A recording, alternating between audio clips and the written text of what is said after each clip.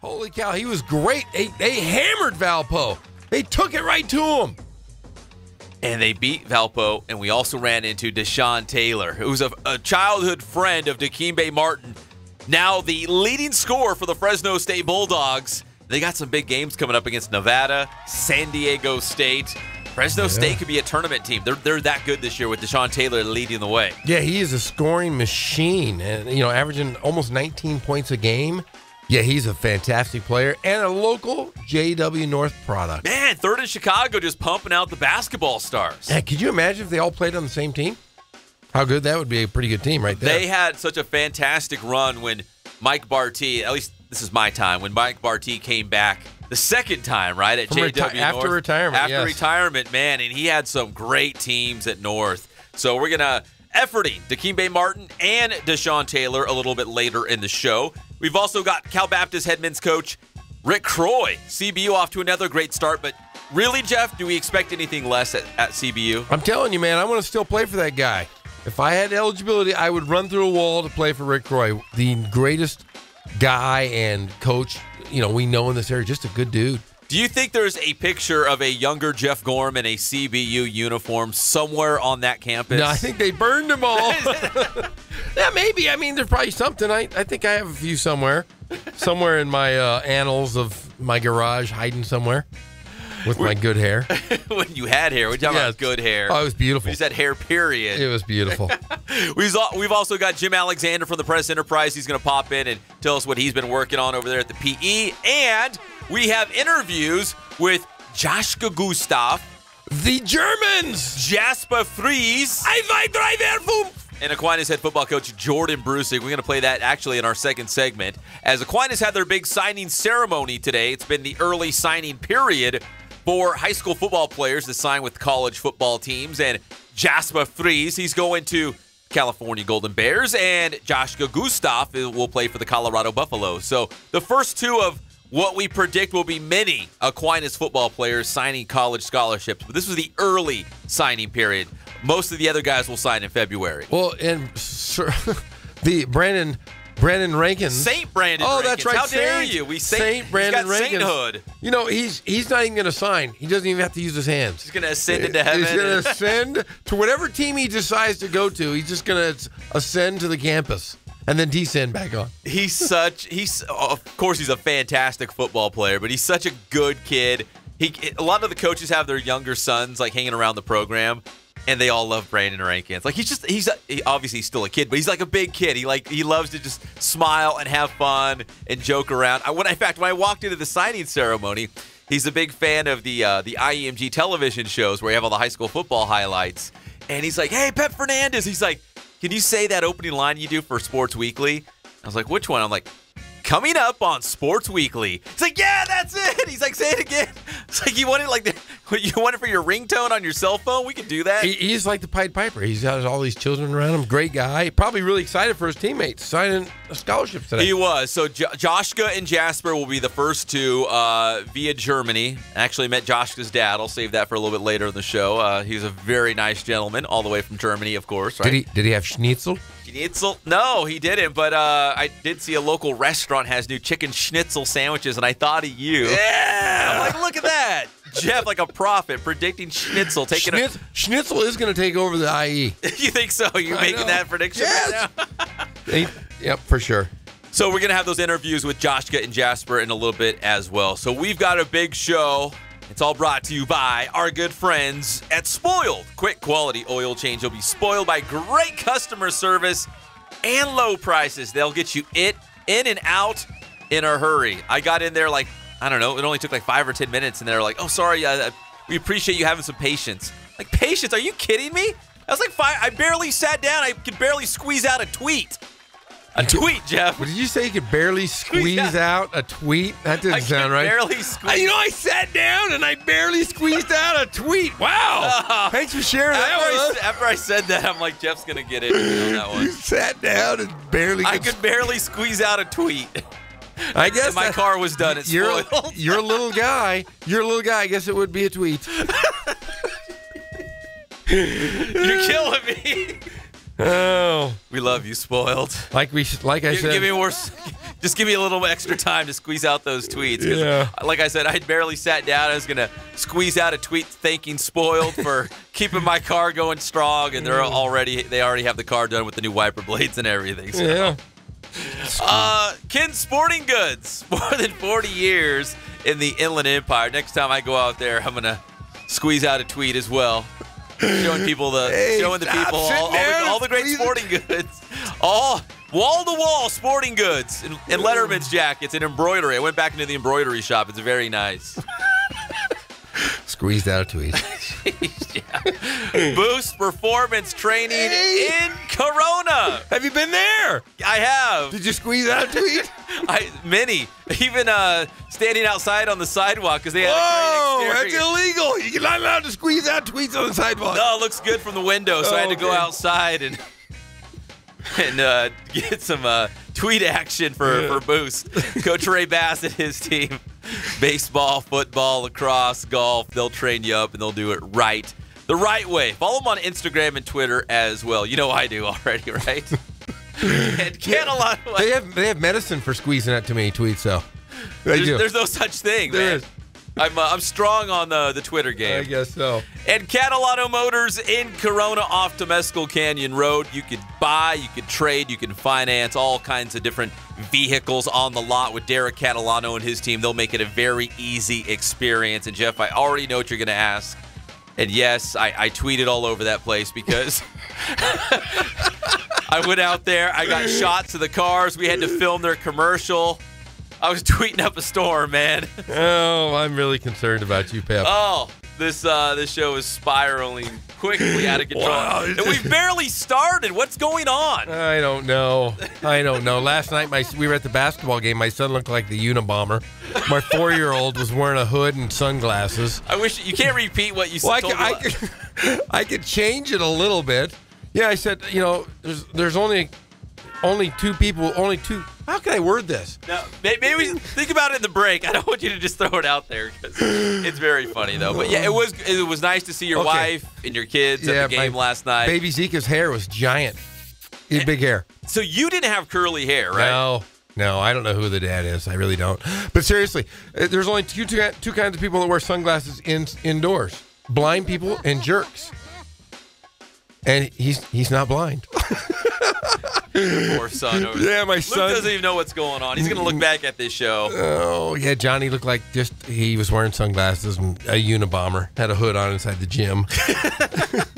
And then my wife goes, I go, hey, did he really enjoy the game? She goes, well, he was asking about if there was going to be cheerleaders there. And I'm like, yeah, okay, maybe he's not in for basketball. But Luke did yell ball because that's his only word he knows. Oh, really? He knows ball? He knows ball and dad, so bald. Yeah, it's not ball, it's bald. Bald dad is what he's trying to say. Yeah. He's gonna blow past those single words and go straight to 2 words in a row. Bald dad. That's what it was. All right, here's your inland sports headlines quickly as we head into the first break of the show. Of course, the early signing period continued. Joshka Gustav and Jasper Friis at Aquinas High School signing their scholarships at a ceremony today. We will have their interviews in just a couple minutes here on the Inland Sports Show. And then tomorrow, we're going to have Justin Diedick from Chaparral High School, the #1 center in the class of 2018, signed with USC. And he'll join us on the show tomorrow. So he sounds like a German, too. Justin Diedick. I think you're on to something. There's something going on over here. And also some more high school football coaching news. We broke the news that Bert Esposito is the new head coach at Temecula Valley. Well, another Southwestern League school tabbed their new head coach, and it wasn't a big surprise because he's been around the program for a while. It's Eric Peterson, the former defensive coordinator for Coley Candell for Vista Murrieta. He will now take the place of Dave Olson, who was with the Broncos for 2 seasons. And Vista Murrieta, Jeff, man, one of the top teams in Southern California, but they were 3rd place in their own league this year, which is not characteristic of Vista Murrieta High School. So we'll see if Coach Peterson can kind of rekindle those days when Coley Candell was running the show. And he comes from that Candell coaching tree, so he's a disciple of Coley. So yeah, we'll see if he can turn it around. That league was tough. Anytime it was tough. You have Spiker and Bachmeyer. Hank Bachmeyer. Those are pretty good teams, man. Yeah, they played up some really good teams. And they had a very tough non-league schedule, very similar to Norco in terms of you get through non-league play and the record really doesn't look that good. and you're like, I wonder if this team, are they that good? Or are they that bad? Or are they somewhere in the middle? Well, Vista Marietta was just kind of somewhere in the middle. They weren't bad, don't get me wrong. Like, you put them in any other league. Oh, yeah, they'd be great. They'll be competing for that league championship, but they just played in a very tough league, and they're a Division I team. It was just kind of the perfect storm. So Eric Peterson, the new head football coach at Vista Marietta High School. And finally, the preseason college baseball rankings are out in Division II, and Cal Baptist University, with their head coach, Gary Adcock, who's a friend of our show, number 6 in the nation. Look at him, Gary Adcock, tearing up the country. Number 6 in the preseason national poll. They are the highest ranked team considering all the schools in the West region. So we're talking about Chico State, Cal Poly Pomona, UC San Diego, some of those other West Coast powerhouses, but none higher than CBU. The Lancers checking at number 6 in the preseason poll. They have a shot to be the 3rd team in school history to be ranked number 1. Possibly. You had the cross-country team that was the first team to be ranked number 1 in the entire history of the school. And then you had the volleyball team. That's right. So they could be the 3rd team within a year. In a year, that's crazy. That's pretty impressive, especially when you have so many sports that Cal Baptist has. They're going to be really impressive. And another first, it could be their first Major League Baseball player to come out of Cal Baptist. You know what's funny is, so I follow a lot of those Dodger blogs, and remember how we mentioned the other day that, hey, the Dodgers traded Brandon McCarthy to the Atlanta Braves, right? Yes. And then they might lose Yu Darvish. And we said, hey, maybe this is opening a door for Trevor Oaks from Woodcrest Christian and Cal Baptist to get at least a shot to start in the Dodgers rotation. I guarantee you Google right now, go on Twitter. If you, we love Twitter, right? I just had a buddy of mine just said he just squeezed out a tweet from the Donut Man in Glendora. He's listening to us.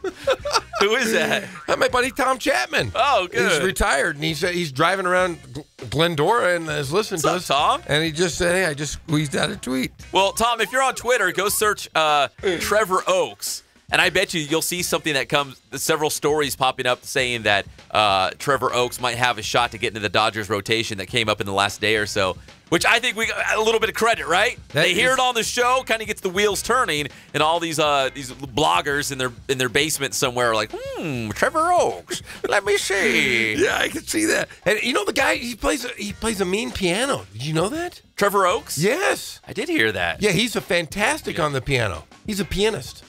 And a great athletic family as well. Tessa Oaks, who was a star volleyball player at Woodcrest, now a star volleyball player at Cal Baptist, just like her brother going through the CBU system. And she's a stud. In fact, she was at the HS Game Time Award. She won some big award this past spring. Mind blown.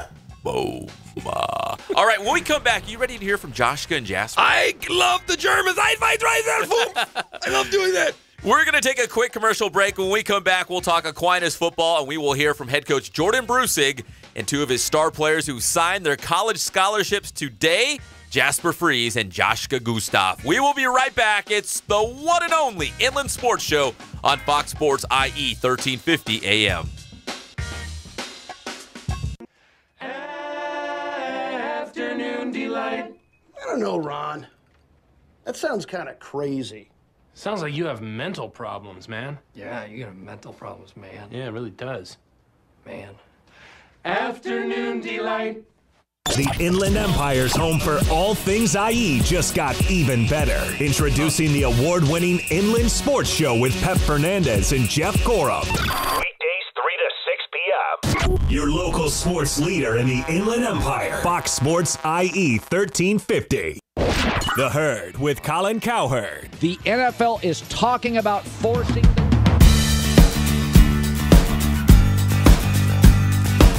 We're small, family-owned, strive for quality pre-owned vehicles. We're not a volume dealer, and we take every deal as personal to us.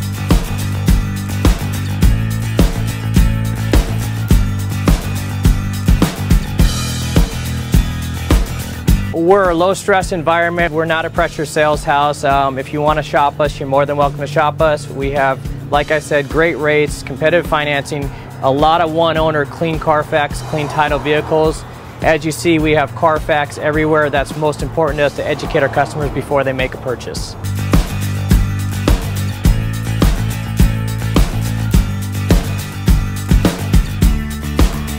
We're right off of Ontario, right off a couple exits off the 15 freeway, off Cahelco, off El Cerrito, and we're right on the main drag going into Dos Logos and the crossings.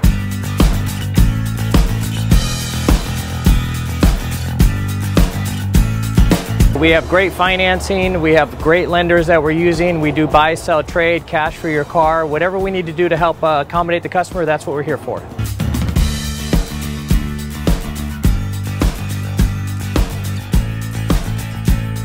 We have a little bit of everything. We start at about $69.95 and go all the way up to $100,000. We have Escalades, we have commuters, we have pickup trucks, we have Jeeps, sport utilities, and if we don't have it, our specialty is finding you exactly what you're looking for.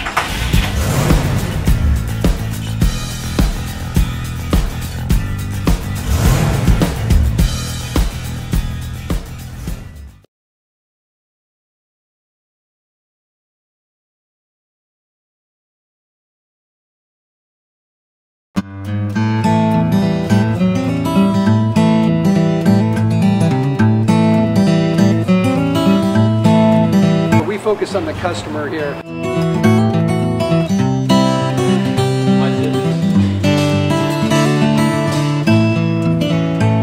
Believe it or not, that is the biggest thing for customers on an oil change. They just want the convenience of coming in, driving in, getting it done, and driving out.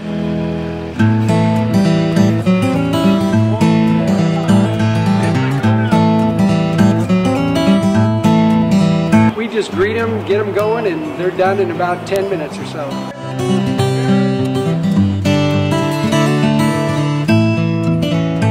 We don't push any sales on them. We do the oil change, and I think that's what sets us apart is our customer service. Vacuumed and cleaned your windshield for you as well. Everything's looking pretty good. Come into us one time, believe me, we'll spoil you and you'll be ready to come back the next time.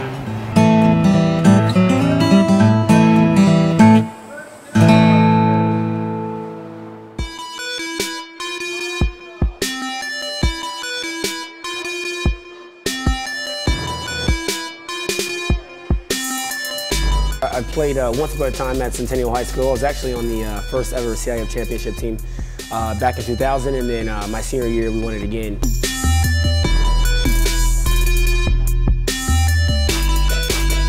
I'd say that's my passion because I've done it. You know, I know exactly where these athletes are at. I know what their mindset is right now. I know how hard it is to, number one, find a performance coach who can take you to the next level.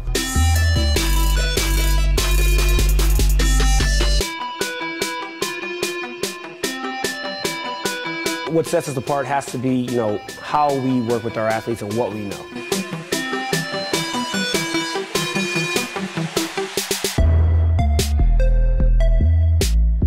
We can take an athlete and you know, help them reach their athletic potential, you know, help them, you know, prevent injuries, help get them stronger.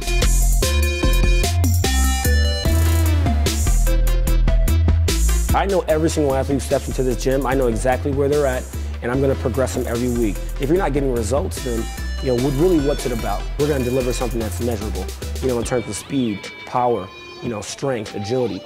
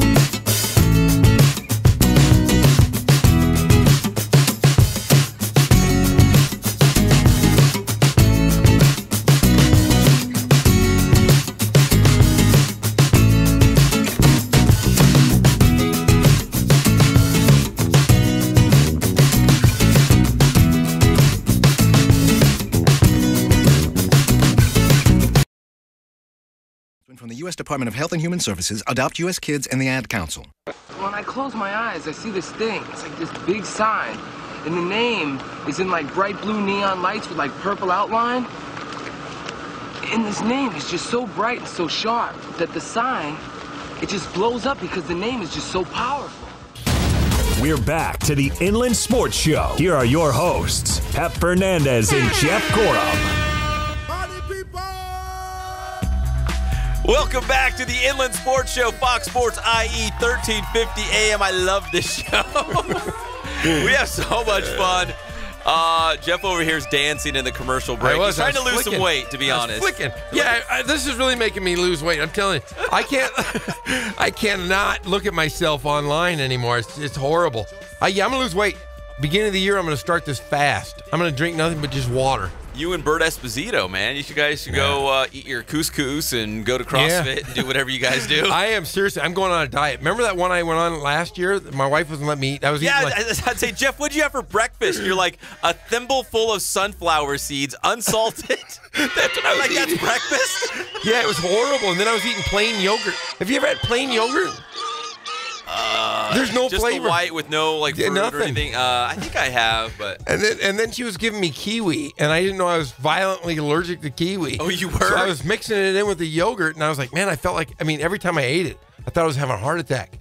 So finally, I figured out when I didn't eat the kiwi, I was fine. I ate it the second time. I'm like, okay, heart attack is coming. So yeah, I don't eat kiwi anymore. Man. It was bad. I was throwing up on the middle of the road when driving home. Are you serious? Oh yeah, it was terrible. I had to stop it. Versus kiwi. I had to go to Carl's Jr. too, and McDonald's, and every other place I could. Yeah, it was a bad day. Bad day. So I'll take that that kiwi dessert I got you, and yeah, you take that kiwi. Take it home. Yeah, take home my gluten-free bunch. Well, welcome back to the Inland Sports Show on Fox Sports IE 1350 AM. We're going to have a little Aquinas football interview to play for the folks out there. It was big signing day out there as a couple guys went to the Pac-12. So what does Jeff Corum and Jasper Friis have in common? What do you guys have in common, Jeff? What do you think? They're good dancers. That's definitely not it. I don't know. We're both 200 or almost 300 pounds. Yeah, Jasper's 6'7", 320. Yeah, he's bigger than I am. So you're what? You're 6'7", though, right? I'm about 6'7", 6'8", pretty close. So you guys are about the same height. Yeah. He's just a little bigger. Yeah, he's bigger. That's pretty hard. That's hard to say. But you guys also have something else in common. Did you know this? No. Think about it. He signed with the California Golden Bears. Oh, he did. That's right. So did you. You signed with the Cal Golden Bears. That's right. But they didn't have a big deal when I signed. I was at my parents' kitchen how table. did you sign? Back then, they didn't care. I signed early. I think I was a junior. And I remember they sent me the stuff in the mail, and I signed it at my kitchen table. No media, no websites out there, nobody tweeting it out. No, I think we went to Del Taco afterwards, and we had a minivan. No, we actually had a Volkswagen van. I remember sitting out inside you open the door and sit on the end because we couldn't eat inside the van because we didn't want to get any, You keep it hot nice. sauce. Yeah, keep it nice. Yeah, I remember thinking, yeah, I signed to go to college, and then we went home and I went to bed. That was it? No fanfare? No media? Nothing. No microphones, video cameras? No, I think I bought a hat, maybe. That was about it. Yeah, nothing. Thanks, Mom and Dad. Yeah. Thanks. Greatly appreciate it. Well, Jasper Friis is going to Cal, just like the great Jeff Corum over here. Yeah. He's going to be a Golden Bear. We caught up with him. We caught up with Joshka Gustav, who's also going to a Pac-12 school. He signed with the Colorado Buffaloes.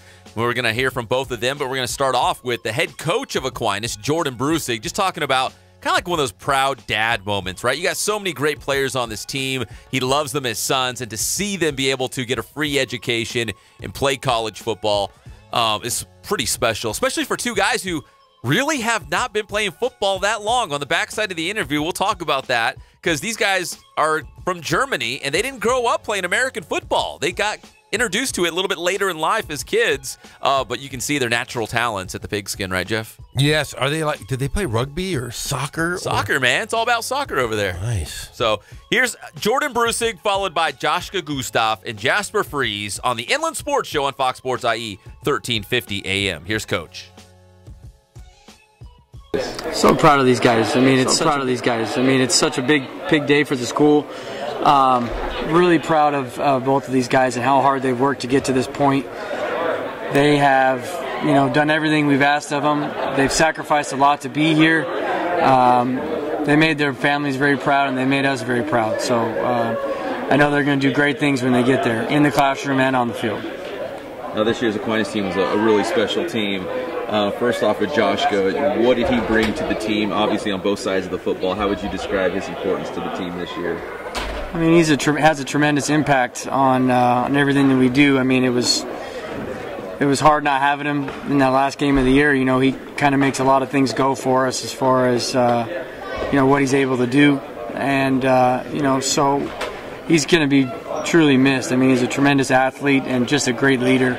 You know, I think the way that he's bought into what we do here, that's going to be, the way that all these seniors have done that. It's going to be tough. It's going to be a tough act to follow, and we're going to ask a lot of the guys that are going to be leaders on this team next year to raise the bar and do as well as these guys did. And how about for Jasper? I know obviously Brandon's a one-of-a-kind running back and did so many awesome things, but the offensive line was a huge part of his success as well. And Jasper, I mean, just the eyeball test, you look at him and you're like, wow, he's a specimen. What did he mean to the offensive game in terms of running the football and protecting Sayu? I mean, he had a lot of natural ability when he got here, and when he puts his hands on people, he's able to control them. And when you have a guy like that, you feel confident enough that you're able to run the ball behind him, and he was willing to get better every day, and that's I think the big part of what he's got going on going to Cal is he's going to get better up there every day, and he's going to be someone they can count on in a couple years. Well, Joshka, first off, congratulations. And what did you like about the University of Colorado? Maybe it was the school, the coaches, the team. Like, what did you like about Colorado? So when I first got there, I just fell in love with just the place instead of Boulder. It's so beautiful, and then on top of that, the coaches are so nice. I have a super good connection with defense coordinator Coach Elliott, with Bjorn Werner and Coach Elliott. They both talk to me a lot, and that's just a good connection with them right now. Good relationship. Now, Colorado has a lot of mountains and snow, and it gets cold. Is it similar to Germany at all? Did it remind you of home? Not really of Germany, but it reminds me of Austria. My mom's from Austria, and it's a lot of mountains and snow and good air, and it's just super beautiful up there. Where does Colorado like you at in terms of, is it defensive end, is it linebacker, is it tight end? Where do they want to play you at? It's going to be a 3-4 outside linebacker. Do you think that's your best fit? Like, are you excited about that position? Yeah, I've been playing that for last 2 years here, and I think that's a perfect fit for me. Can you believe your high school career is over? I can't believe it's finally come to a close and you're going to be a Colorado Buffalo. Yeah, it's crazy. It's over, but I mean everything ends, but we ended it with a boom, and the 14-0 championship. Not everybody gets that to finish his high school career. What are some of the memories that you're gonna take away from playing here at Aquinas? Is there certain games or plays, things that happen that you're gonna remember? Oh, just every day in the locker room with my teammates. I will never forget those moments. And winning the championship and against Burroughs, that was just a great day too. And just overall, all 3 seasons, I won't forget those. And how about the fact that not only did you get a scholarship, but you're going to a Pac-12 school? That's big time. That's big time college football. Did you ever in your wildest dreams think that you could make it to this level? Oh, no, I never expected that. I had no clue. I just came over here trying to play some football, and then all of a sudden the school started knocking at my door. And no, thank you. No, thank you. That's awesome. And yeah, it's unbelievable that a Pac-12 team is interested in me and just offered me. I still can't really believe it, but I'm going to have to eventually realize it. How old were you when you first started playing American football? I was 12 years old, so it's not that long ago. Yeah. And this is back in Germany? That was back in Germany, yes. And then, in what year did you move here to the United States? I moved over here in 2015 after playing 2 years for the Hamburg Blue Devils. The Hamburg Blue Devils? The Hamburg Blue Devils, yeah. Is that the name of your school, or is that the football That's team? the name of the football team I played for. It's a club football team. Yep. Jasper, first off, how old were you when you first started playing American football? I was 13 years old when I started playing football. So not that long ago, right? No. What was your favorite sport before you picked up football? Well, soccer. Yeah. You were a soccer? Yeah, I still enjoy soccer, but... You're a big soccer guy. Were you a goalie? Where'd you play at? Oh, I didn't play for a long time. Just played for, I think maybe a year, but yeah, I was a goalie, yeah. But you still enjoy it?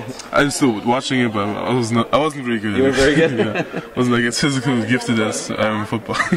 When did you move to the United States? That was last year in August. Yeah. So you're still relatively new in terms of the sport of football. Are you excited to see how much you can still continue to grow and get better?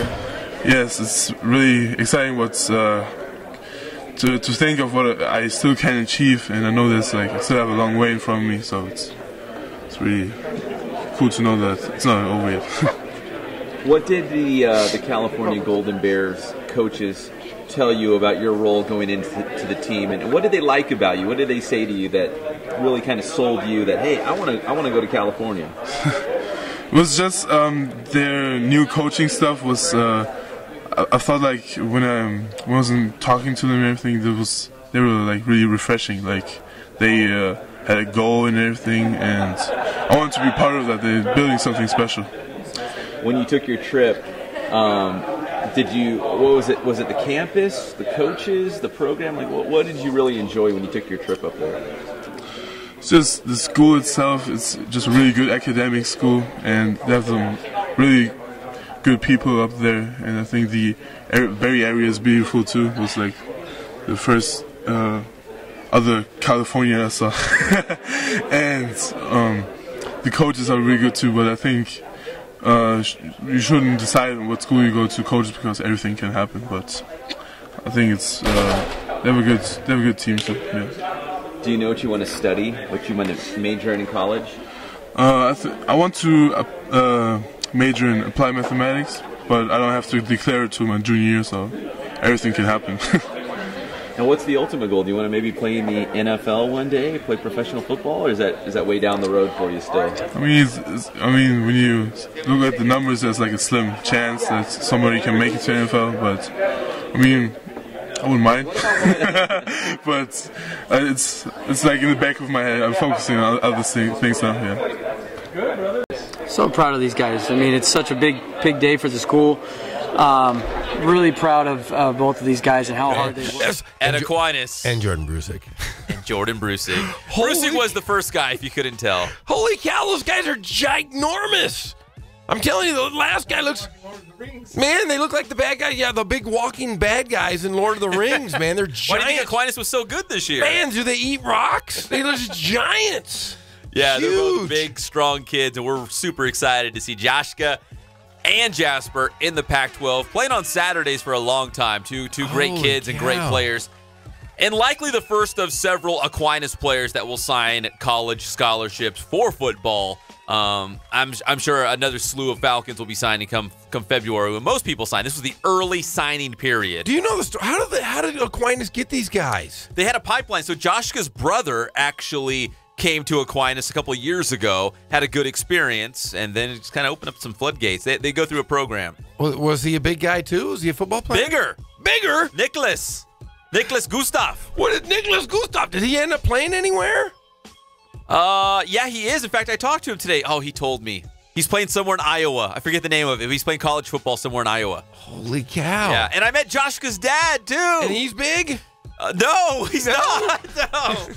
No, he's not. He's not that big. But he was a very nice guy. He watches the IMG television shows, and I asked him, okay, so on IMG we had Sports Weekly Live, which I had all the high school football scores and highlights on Friday night. So it's Friday night, 11 o'clock, right here on the West Coast, right, Pacific time. Yes. I said, well, in Germany where you live, what time does the show come on? He said 8 a.m. So he'd get up Saturday mornings at 8 a.m. and he'd watch the show live to see how Aquinas and Joshka did that night. Is that kind of cool? That's kind of cool. Yeah, he's probably working out in the fields for a couple hours, come in, drinking a cup of coffee, milked a few cows like you did, and then sits down and watches his son on your show. And then his other son, Nicholas, would be playing college football later that day for his school in Iowa. So it was a big Saturday full of college football, which, again, if you're in Germany, you're watching a lot of soccer. But for him, Mr. Gustav, he told me his name, and I actually had him spell it out because I couldn't remember it. So we'll call him Mr. Gustav. Very nice guy, very proud. He had his Colorado Buffalo shirt on. He's going to be here with Joshka for a couple of weeks before going back home. But, yeah, can you imagine just being a proud dad and coming over here and seeing your son making most of the American dream, playing high school football, getting a college scholarship for a big-time program like Colorado. And so, have you ever been to Boulder? Boulder's awesome. Is it? No, I have not. Boulder is one of those nice, it's just amazing place. So, yeah, he's going to have fun there. So look for more Aquinas Falcons signing in February. When we come back, Jeff, let's break down that UC Riverside versus Valparaiso basketball game from last night, because there was an NBA star in the crowd. There was. He stuck out like a sore thumb, didn't he? Yeah, and he looked like he was out playing with the Hogs. Seriously. This guy, he's giant. I can't wait to talk about it. Oh, my gosh. Yeah, we'll talk about the UCR matchup against Valpo last night. Big win for the Highlanders. That's coming up on the one and only Inland Sports Show on Fox Sports IE 1350 AM. Thank you, Your Honor.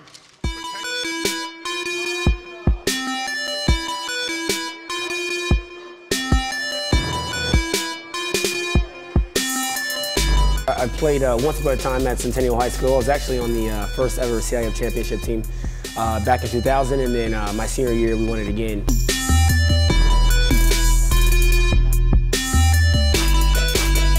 I think that's my passion because I've done it. You know, I know exactly where these athletes are at. I know what their mindset is right now. I know how hard it is to, number one, find a performance coach who can take you to the next level.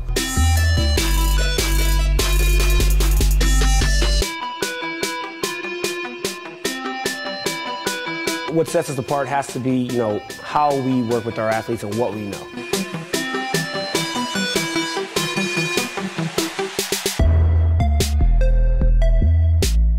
We can take an athlete and you know, help them reach their athletic potential, you know, help them, you know, prevent injuries, help get them stronger.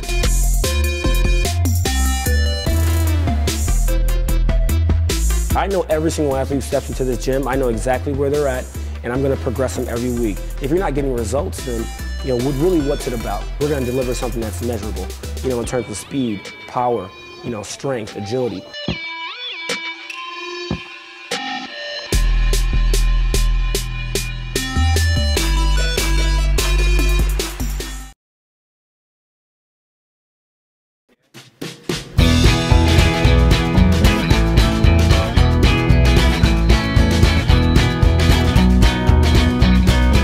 Thank God, first of all. I thank the great people that I've got around me that help support me, the people that work for me. As I started, if it wasn't for the people around me, we probably wouldn't be here right now, but I've got a great staff. I've got great people that do stuff for us outside the store, and we've been very, very fortunate.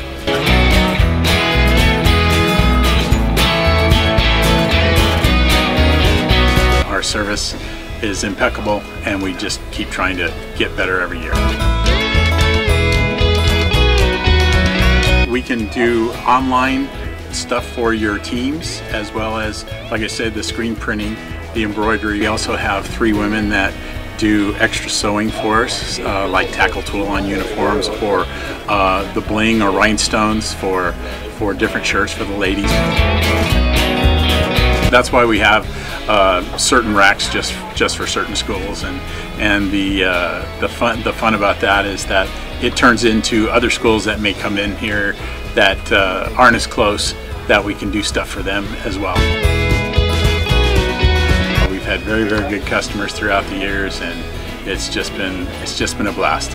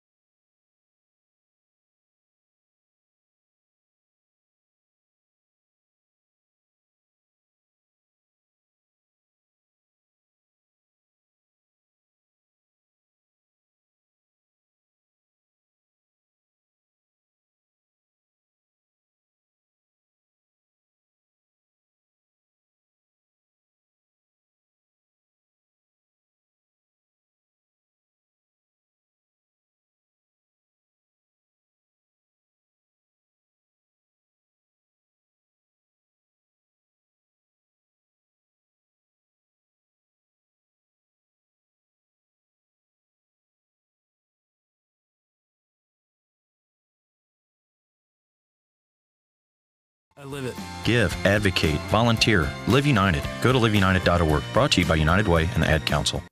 What's happening, hot stuff? We're back to the Inland Sports Show. Here are your hosts, Pat Fernandez and Jeff Corum. Look at Greg. Turning back the clock. The king, Garth Brooks, everybody. Oh, it's Garth Brooks? I thought it was Conway Twitty. I'm sorry. You're killing me, Jeff. Friends in Low Places, man. That was like... Yeah, I've heard of that. That was the country song that just opened up all these doors for me in country music. Gangster party in country. Yeah. Yes. I really like Reba. Reba's my favorite. Reba McEntire. Tanya Tucker. Oh, that's old school country. Yeah. Well, old school in my world. Crystal Gale. But Barbara Mandrell. She could play that fiddle. Welcome back to the Inland Sports Show on Fox Sports IE 1350 AM. Yeah, we got some friends in low places. Whoa. Some of them join us here on the show. Whoa. Hey, we're hearing some scuttle about the Redlands East Valley football job, aren't we? Yeah, there's some stuff going on. As soon as we're permitted to say anything, we'll talk about it at a later date. We know. Since we're on every single day from 3 to 6, it's like when something happens, we pass it along to all our friends out there in the Inland Empire like immediately. So yes, nobody has anything on us. Yeah. No, you newspapers. But we do have a lot of secrets in this room. Who did we have yesterday? Was it Chance Nolan and the Roosevelt guys? We got to talking about something, and we're like, there's a lot of secrets in this room, and we like to share as many as we can without, But we're like a locker room. We're like a locker room. Yeah, we are. What's said in here stays in here. Just doesn't go on the air. That's what I'm saying. In between, in the commercial breaks, that's the real show. If they knew. Only if they knew. Well, Jeff and I had the call last night as UC Riverside beat Valparaiso by a score of 73-60. Nice win for the Highlanders on their home floor inside SRC Arena. And Jeff, we saw Dikymbe Martin, the pride of third in Chicago, go for a career-high 30 points last night. Oh, man, and he could have had more. He missed a couple free throws. And I was thinking that the entire time we were doing the game. I'm going, come on, make these free throws, get 30. And then he was like, he could get 30. He could get 34, 35. He missed a couple free throws. But he did knock down some big free throws down the stretch because Valpo kind of made things interesting in the final couple minutes, but some big free throws by UCR at the line kind of put it away and got them that big win. But we had to check because remember, we're like, DK's having a nice game here. Yeah. We better check. This could be a career high. Sure enough, it was. Yeah, we went to our producer. It was sitting next to us and found their game highs. And we said, hey, thanks, guy. And then because my stat guy sitting next to me was sleeping on the job. Yeah, I'm telling you, it was a rough one. But yeah, the good win for the Highlanders. Beating Valpo. Yeah, Valparaiso was a team that came in at 9-3, coming off a big win against Santa Clara University. So we're like, you know what? This could be a tough battle for UCR. But no, man, they jumped out to a huge lead. I think they led by what? As many as 21, 23 in the first half? As many as 21, Pep. Booyah. 21. Yes. So they had a huge lead on Valparaiso. But again, Valpo was able to overcome a really bad first half and kind of turn things around in the second half to make things competitive. But UCR digging deep in SRC Arena to hold on to that victory, 73-60. But the moment for us, Jeff, at least the moment for me, because going into the game. Wait. The moment for me, when they shot 4 for 32 from the three-point line, Valpo. That was bad. That was real bad. That's bad. But I know the moment. Okay, let's go to your moment. We can talk about three-pointers. No, that's right. There was none being shot. So let's rewind back to the airport in Portland, Oregon on Sunday night. And I was standing next to Menno Dykstra and said, hey, do you know that the great Rick Smits, the center of that Indiana Pacers team who played with Reggie Miller from Riverside Poly, part of those great Indiana teams. Did you know his son, Derek Smits, plays for Valparaiso, who's also a Dutchman? They're both from the Netherlands. Menno Dykstra from UCR from the Netherlands, and the Rick Smits family is also from the Netherlands. And he was familiar with him, because they're from the same country and both basketball stars from out of that country. Although Derek grew up in Indiana, naturally, right, because Rick Smits was a big Indiana Pacers star. So the buildup was there as going into this Valparaiso match. Menno Dykstra versus Derek Smits. And then after the game, Jeff, we got the big shocker. Yeah, well, other than the fact that Derek looked like Rick, played like... Say it. You were saying it all night. Say it. Looked like Rick Smits, played like Jimmy. Played more like Jimmy Smits. Actually, he didn't have a bad game. He had some big baskets in the second half for Valparaiso. Looked like Rick, played like Jimmy. But Rick Smits was there. He was there. And he was at UCR last night. Yeah, he was wearing like jeans, and he's like 7'8" or whatever he is. His jeans were up taller than I am, and he looked like he'd been wrestling hogs all day. He did. He looked like a country guy. Yeah, he did. Yeah, he really did. So Jeff and I, we finished the broadcast, and we're getting all our equipment cleaned up. You got excited. You're like, hey, that was Rick Smits. Dude, listen, Rick Smits, man. Like, when I watched basketball, like, really heavily growing up, like, in high school. Yeah. And even younger than that, those Indiana Pacer teams were great. Antonio Davis, Dale Davis, of course, Reggie Miller out of Riverside Poly High School. Yeah. But the centerpiece, the big man, man, it was Rick Smits. He had the skullet. He didn't wear the skullet last night. He's cut his hair since. Oh. No more mud flap. No more mullet. It was all gone. But yeah, he was there. He's just as big. He's huge. Yeah, he's huge. Very huge. Honestly, I think he's 7'4". Yeah. Does that sound about right? But he was looking down on Menno. Menno looked like a little kid. Yeah, and Menno's like 6'11". Yeah, so Menno Dykstra was talking to Rick Smits after the game. That's kind of cool, He probably recognizes, hey, this is a young kid. He's got a bright basketball future. We're from the same country. Let's see if I can give him some words of advice. Because Rick Smits, make fun of him all you want. He had a great NBA career. Yeah, he was really good. He just looks like he was wrestling hogs. He just had you know what? I'd probably wear the same thing, just kind of like tennis shoes, old beat up blue jeans, like an old members only style jacket. Yeah, he did. It just kind of looked out of place. But I was like, that's Rick Smits, man. I wanted to take a selfie with him in the background. I kind of did too, but then I looked at his shoes and I was thinking, the only thing this is the kind of brain I think of. You ever go to Ross? Yes. Have you ever walked over to the wall of shoes? I know where you're going. Keep going, though. Okay, the wall of shoes. You go to Ross, and they have the shoes, and then they have, like, the big sizes. Because, I wear 14s. I'm big shoes. But they don't just have 14s. They have, like, 14, 15, 18, 20, 22. They have like size 22. And I looked at Rick Smits, and he had on some Nikes. I'm like, I wonder if he got those at Ross.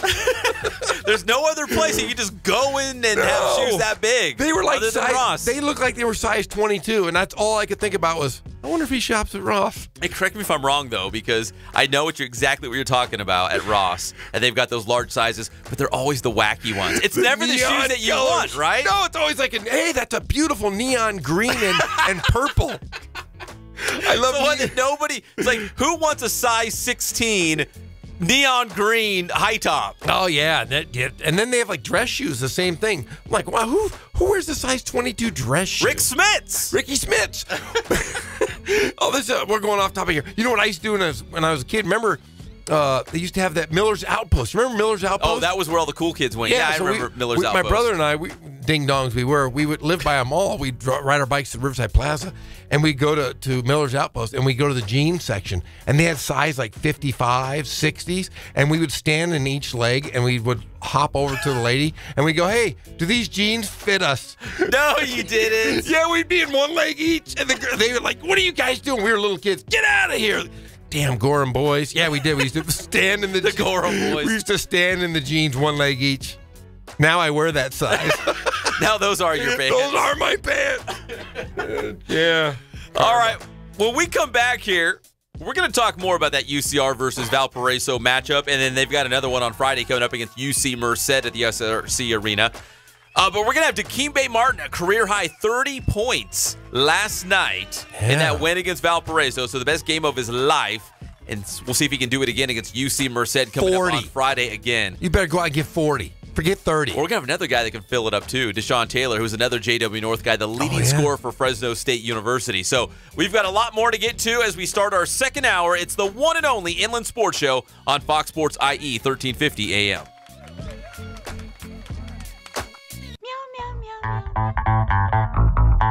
How you guys doing? Coach Ray here. We're back at the Boost Performance Center with the one and only Pep Fernandez.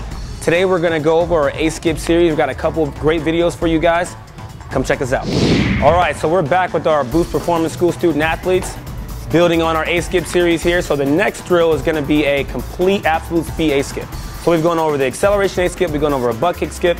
Now it's the complete A-Skip. So really that completes the cycle. I'm going to get that rhythm. I'm going to pull my heel to my butt, I'm gonna step over my opposite knee and put that foot down as quickly as possible. I don't wanna kick my knee out, it's all in the hip here. Heel to the butt, step around the knee and put it down quick. Absolute speed A skip, really opening up the stride here. So Josh is gonna start us off, he's gonna get that rhythm. Now we're looking for that cycle here, over and around. Over and around here, Josh, here we go, Samari. There it is, bring it around, good.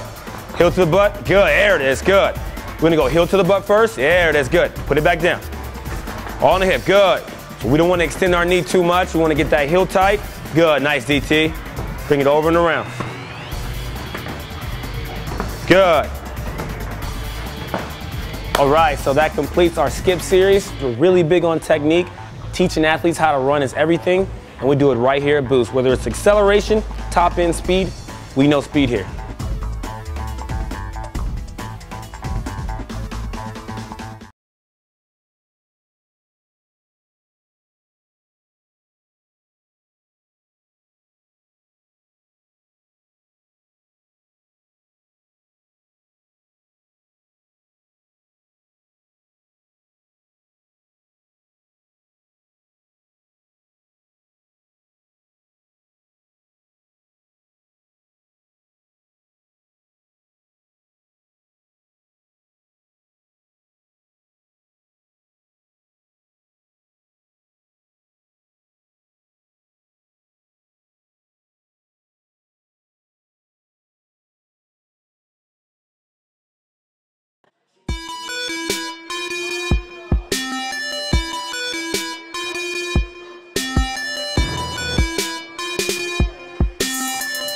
I played once upon a time at Centennial High School. I was actually on the first ever CIF championship team back in 2000, and then my senior year we won it again.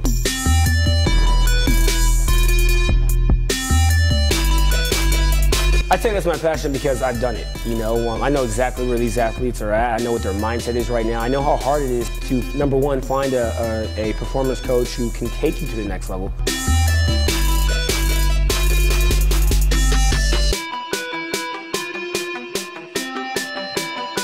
What sets us apart has to be, you know, how we work with our athletes and what we know.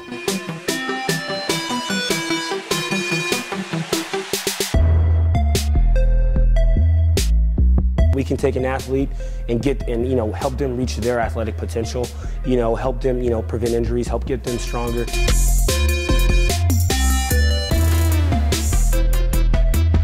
I know every single athlete who steps into this gym. I know exactly where they're at, and I'm going to progress them every week. If you're not getting results, then, you know, really what's it about? We're going to deliver something that's measurable, you know, in terms of speed, power, you know, strength, agility.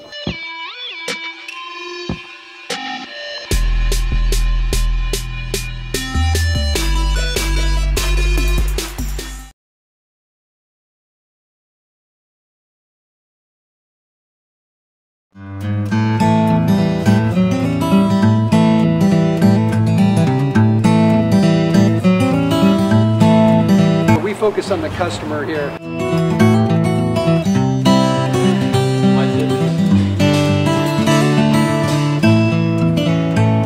Believe it or not, that is the biggest thing for customers on an oil change. They just want the convenience of coming in, driving in, getting it done, and driving out.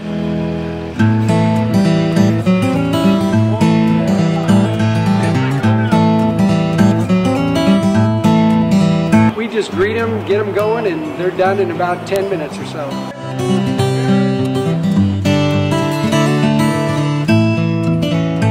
We don't push any sales on them. We do the oil change, and I think that's what sets us apart is our customer service. Vacuumed and cleaned your windshield for you as well. Everything's looking pretty good. Come into us one time, believe me, we'll spoil you and you'll be ready to come back the next time.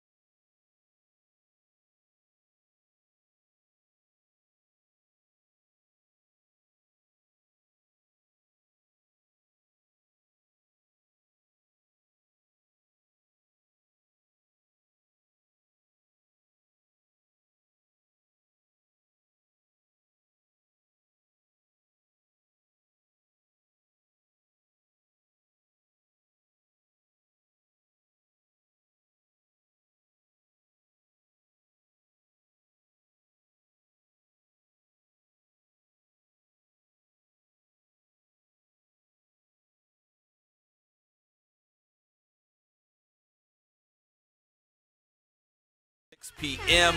Nothing but the good stuff in the Inland Empire. I'm Pep Fernandez. That's Jeff Gorham. We had the call live last night as UC Riverside picked up a big win against Valparaiso, 73-60. And Dikymbe Martin went for a career-high 30 points. So naturally, DK, my first question for you is, did you know you had a career high, or when did you find out? Yeah, I knew I had a career high. Like he looks at the board like everyone else. I know, because they keep the points on the scoreboard.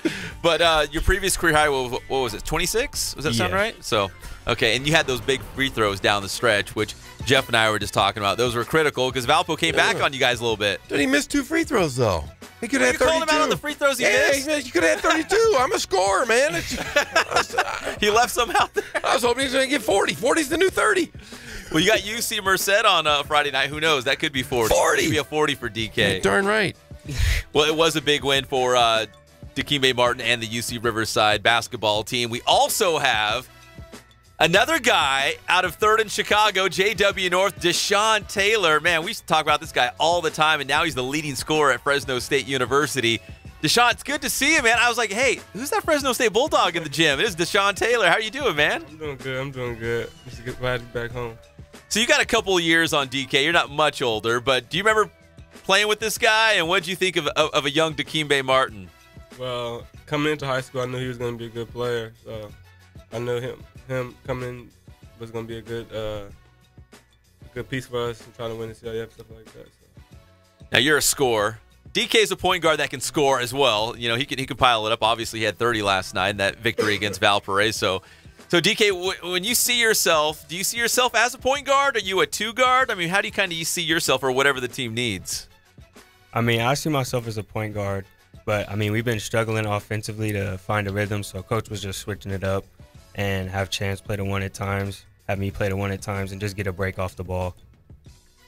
I had a hunch that you were going to come out and have a big game against Valparaiso because at Montana, you didn't have a basket from the floor, and that was uncharacteristic of the DK I know. That's not my Dikymbe Martin. It was the snow. I just blame the snow. The cold temperatures. I don't know what it was, and I'm like, you know what? DK is going to come back against Valparaiso, and it's going to be big. Did you have a little chip on your shoulder to come back and have a big game after that Montana one? Yeah, definitely. It was a long trip home after Montana, so I was waiting for the next game.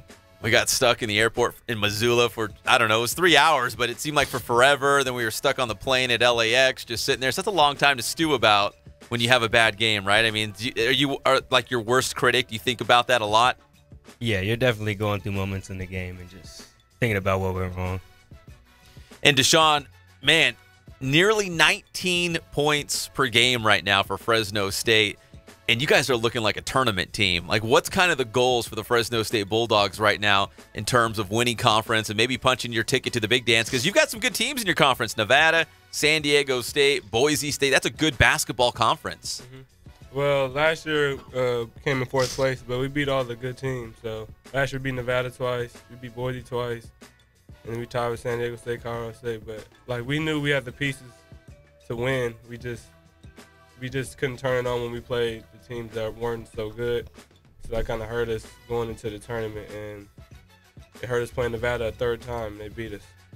Well, I'm looking at some of your games right now, and you've been beating up those Big West Conference schools. You're slapping them around. I know. Did you see that? Man. They beat Northridge 89-73. They beat Long Beach State 106-70. They beat Cal Poly 83-63. So you guys have been on a good run. You've had some quality wins. I mean, what have you guys done well as a team at Fresno State that kind of gets you optimistic now for the rest of conference play? Just playing great defense. I think we lead our conference in defensive points, or like top 3. So just zone in on trying to lock down teams. And DK, let me ask you. So you played all 40 minutes last night in that win against Valparaiso. Did you notice that too, Jeff? Yeah, he played, and I think Chance played 39 minutes. So. Yeah, so that's what Coach was saying. You know, maybe when the bigs don't have their best game, he needs a lot from his guards, and you and Chance really rose to the occasion last night. Again, with going on the same vein as those career-high 30 points, did you know you played every single minute? Like, because obviously, you know, if the coach isn't taking you out, you're doing something right. Yeah, you know you played 40 minutes. Do you like that? You want to be on the floor at all times with the ball in your hand and helping that team win? Yeah, if that's what it takes to win, that's all I'm really worried about right now. And you guys had a good practice today too, right? I mean, yeah. So is it more of like a walkthrough? I mean, if you guys are coming off a win, I'm sure practice is a little bit easier the next day, right? Yeah, it's easier, but Coach Cuts is always grinding, so we're in the gym going hard still. So you got UC Merced coming up on Friday night. What do you guys got to do to just kind of keep this going? You got a little momentum right now, and you got a big road trip coming up after Christmas, but what do you guys have to do to kind of keep this going?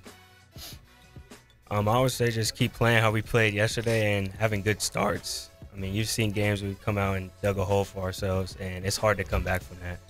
So when we come out, have a good start, it kind of carries through the rest of the game for us. Yeah, because there's been some games, again, playing catch-up the entire time is not fun when you fall back by double digits or whatever that hole might be and trying to take the whole game to battle back and make it competitive in the end, which you guys always seem to do. You always like save the best for last and you make it close at the end. But if you can just eliminate that, right, and be competitive from the very tip, it's a different ball game, isn't it? Definitely. So that's what we're going to try to do in the next few games before we start up conference.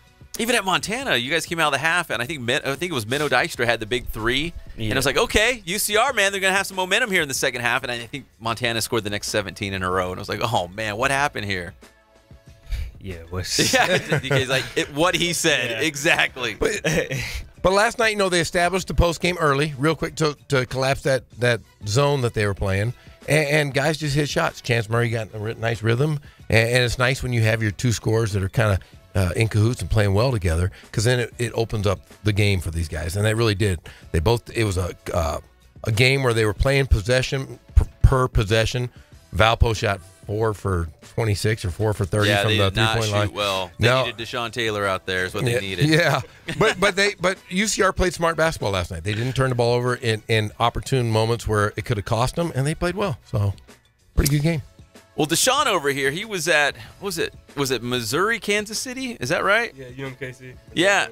So now you're a little bit closer to home. Fresno State, I know it's not exactly around the corner, but it's in California. It's closer to home. They love their basketball. They love the Bulldogs up there in the Valley. What's it like playing for Fresno State? Because I had a chance to cover them a little bit because I worked up in the San Joaquin Valley for a while, and they love their Fresno State Bulldogs for football. They love them for basketball.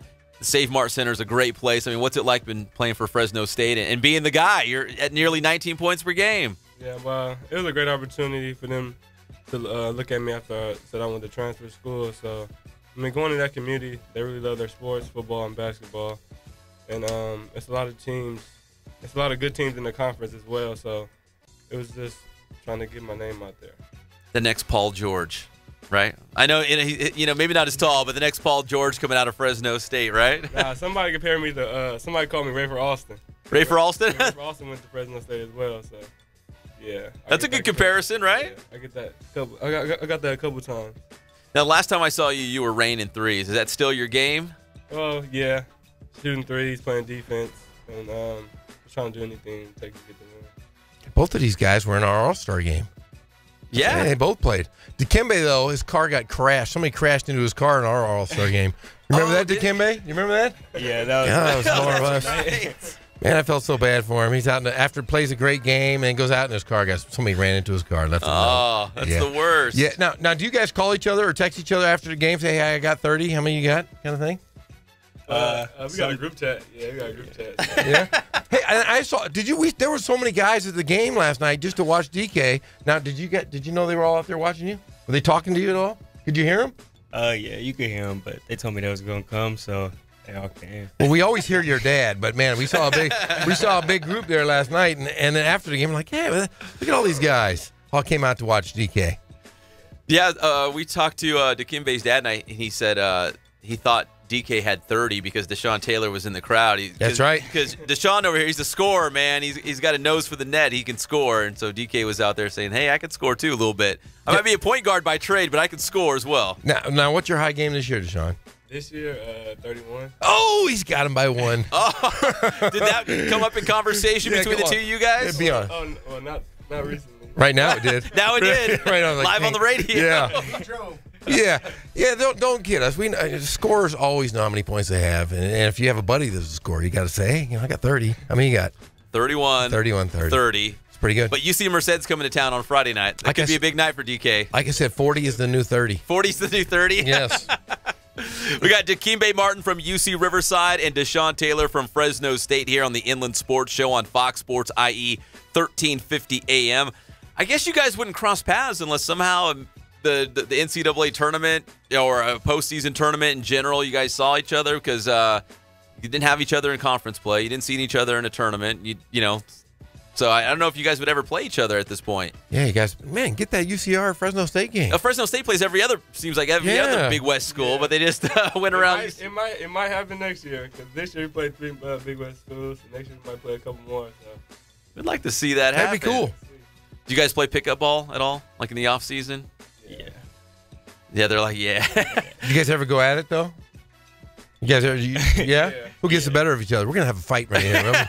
I'm trying to get something out of these guys. Like, no, man. What day it is? It depends what day it is. Now, did you guys like playing for Mike Barty? Barty's one of my best friends. So I got to say good things about him. What was it like playing for him? I mean, it was a great experience. I mean, it definitely prepared you for the next level, and you were going to be in shape. That's one thing about Coach Barty. Yeah, well, he was a hard-nosed guy. He was an old-school dude, so. Wall-to-wall suicides. Yeah. Started wall-to-wall. Yeah, going to college, I was prepared after being coached by him. So going to college my freshman year was it wasn't as hard as I thought it was going to be. Yeah, he's tough. Yeah, runs it like a college program, right? So it's not that huge of an Barty's adjustment nuts. going from high school to the college game. Yeah, Barty is just straight nuts. I don't care what anybody says. Yeah, you go to, I mean, it's wall to wall. Guys, you run suicide, you touch the lines. Now you touch the walls with Barty, and then you got to practice at like 6 o'clock in the morning. It's crazy. That's the worst. Yeah, that's the worst. Because I know Barty. Barty wants to go to bed early. He doesn't want to be out practicing around. He got his card games. He's with his buddies, man. He doesn't want to do that. These guys are like, yeah. That's it. Let's go. Well, Deshon, before we let you guys go, so is the ultimate goal at Fresno State is to make it to the big dance? I can't remember the last time the Bulldogs were in the NCAA tournament. Do you? 2 years ago. 2 years ago? My redshirt year, they made it to the tournament. They played Utah. They lost to Utah first round. But last year made it to NIT, and this year we should make it to the tournament. So that's our goal. And how about you, DK? Because Jeff and I, our battle cry for UCR all season is just keep getting better and win 3 games in March in Anaheim, right? And you guys could go to the NCAA tournament as well. I mean, coming off a big win against Valpo, talk about keeping it going. I mean, where do you hopefully see UCR at the end of this, at the end of the season? Hoping to see maybe in the NCAA tournament or a postseason tournament in general. Yeah, that's the vision. Yeah. I mean, our ultimate goal is to win the Big West Conference. Well, you guys are going to get into Big West Conference play after the Seattle-Utah Valley trip, right, Jeff? I think they open with Cal State Fullerton, I want to say. Opening against John Smith, another Riverside guy. So it'd be nice to see him, and when we go over and beat them, it'd be kind of nice. Oh, you're calling your shot already, right? That's my boy. These guys are boy. John Smith's my guy. We grew up together, so yeah, I got to mess with him. Well, Deshon, we appreciate the time, man, and continued success at Fresno State University. Thank you for having me. And DK, we'll see you again real soon. We'll see you on Friday night. Tomorrow night. Yeah. Are you going to be out there again, Deshon? Yeah, I'll be there. All right.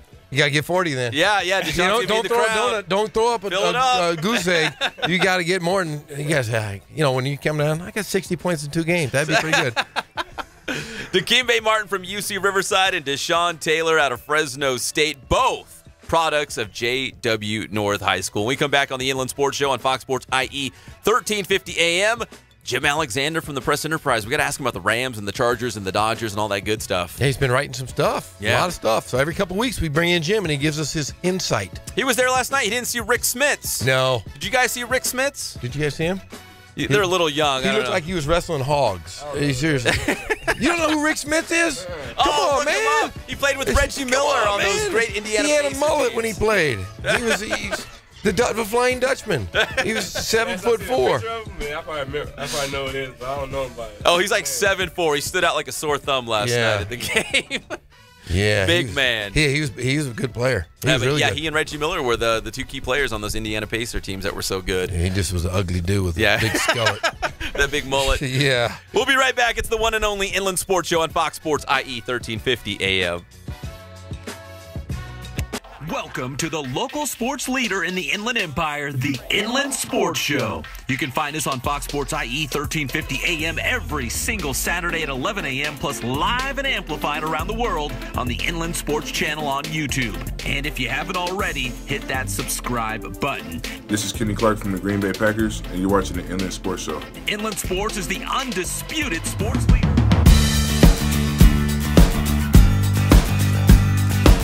We're a small family-owned, strive for quality pre-owned vehicles. We're not a volume dealer, and we take every deal as personal to us.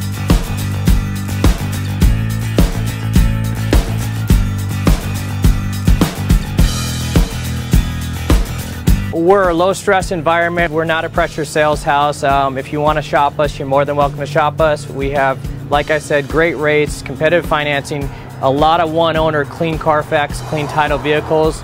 As you see, we have Carfax everywhere. That's most important to us, to educate our customers before they make a purchase.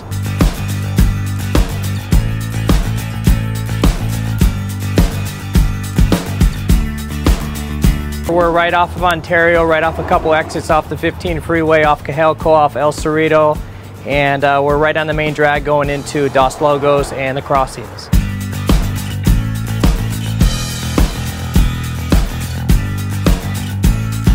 We have great financing, we have great lenders that we're using. We do buy, sell, trade, cash for your car. Whatever we need to do to help accommodate the customer, that's what we're here for.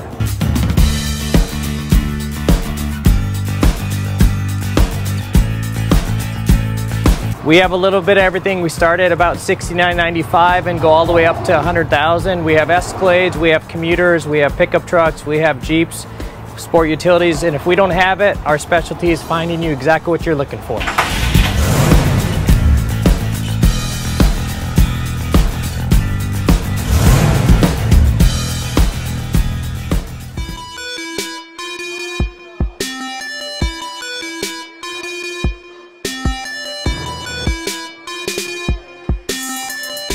I played once upon a time at Centennial High School. I was actually on the first ever CIF championship team back in 2000, and then my senior year we won it again.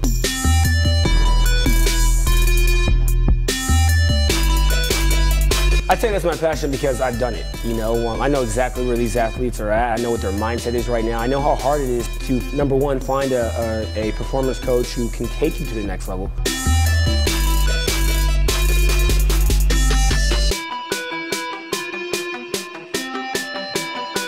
What sets us apart has to be, you know, how we work with our athletes and what we know.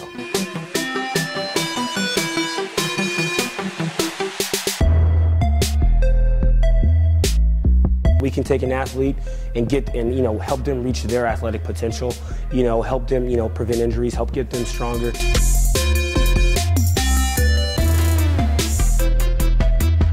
I know every single athlete who steps into this gym. I know exactly where they're at, and I'm going to progress them every week. If you're not getting results, then, you know, really what's it about? We're going to deliver something that's measurable, you know, in terms of speed, power, you know, strength, agility.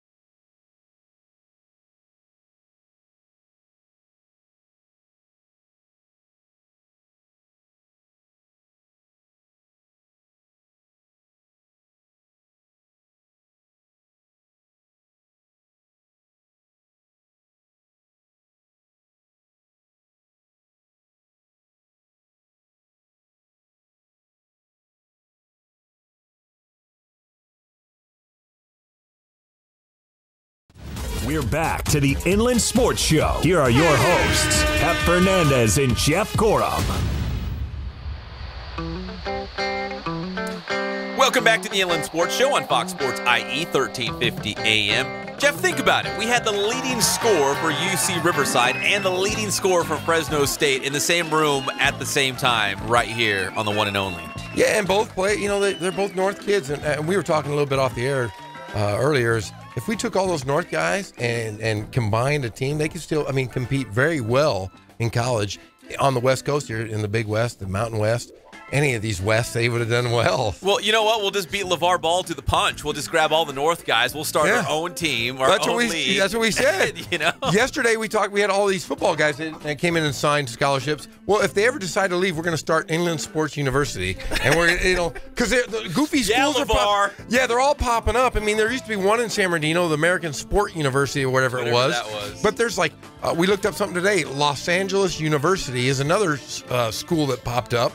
And these guys, we could do it, Pep. We could start. I could be AD. I could be basketball coach. You be the athletic director. Professor Gorham. Yes, I would just run and gun. I'd rather be like the chancellor or something. The President Pep.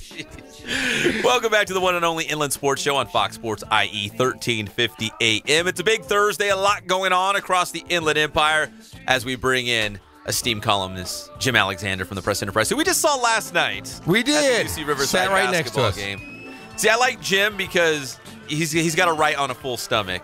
He's always got to have a meal before. Yes. I'm the same way. I can't be going through a 3-hour radio show and not have eaten anything. Okay, let me tell this one. Because usually I make my visit to the substation before I go to a UCR game. Yeah. That's sort of my ritual. Didn't do it last night. So about 15 minutes before tip-off, I head out to the food truck. So that was dinner. How was the food truck? UCR hot dog. Was it good? Because I know it was because if you want to write on it, you probably could. It might ruffle a few feathers over there, but we you could write about the hot dog. You could write about the hot dog. Was it a good hot dog? It's not RCC football pasta, but it's all right. Okay, all right, that's good. I think hot dogs are the least of their worries. Yeah, so don't worry about that. This is true. But, Jim, a good win last night for UC Riverside. I know Valpo's a little shorthanded, but still, nonetheless, a big win on their home floor. Yeah, and the times that I've seen them, you guys have seen them more than I have, but the impression I get is they need, defense has to be their calling card. They're good enough at it. They've had enough games where they've held teams to under 40%. That I think that can be their calling card. That can be their identity as a team. Now, Cutts disagrees with me. I asked him about that last night. He says, no, our deal is we've got to be efficient offensively, and that's how we succeed. Okay, that's fine. But, if you're stopping teams and you're getting transition baskets and you're creating things that way, go all in on it. Yeah, and you're playing the 3-2 zone for the majority of the game. I love the 3-2. First time I ever saw a 3-2 zone. This was years ago at Cal Baptist when Floyd Evans was coaching. Floyd Evans. And they ran a 3-2, and he had a guy named Dennis Motley, who was 6'5", and had huge wingspan, and he just obliterated everything. You come down, you can't see anything because this guy's in the way. And I've often wondered why more teams don't do that. Well, it served UC Riverside very well because you don't have to play as many guys. When they were playing man, they were playing 13 guys. Last night, I think they got down. It was 8. 8. Yeah. 8 guys in a rotation. And both of your guards, Chance played 39 minutes and DK played 40. Yeah. And when you play possession basketball and you play zone, a really efficient zone with a big guy in the top of the 3-2, it really changes the dynamic of your guys. You can play 8 guys. You can play 7 guys if you had to. And if you play possessions and you win the possessions, Valpo shot the ball horribly.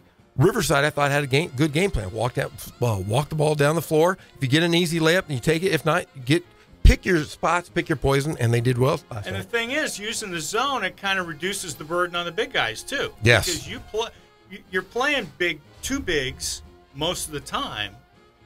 Put them down in the blocks there, and they don't have.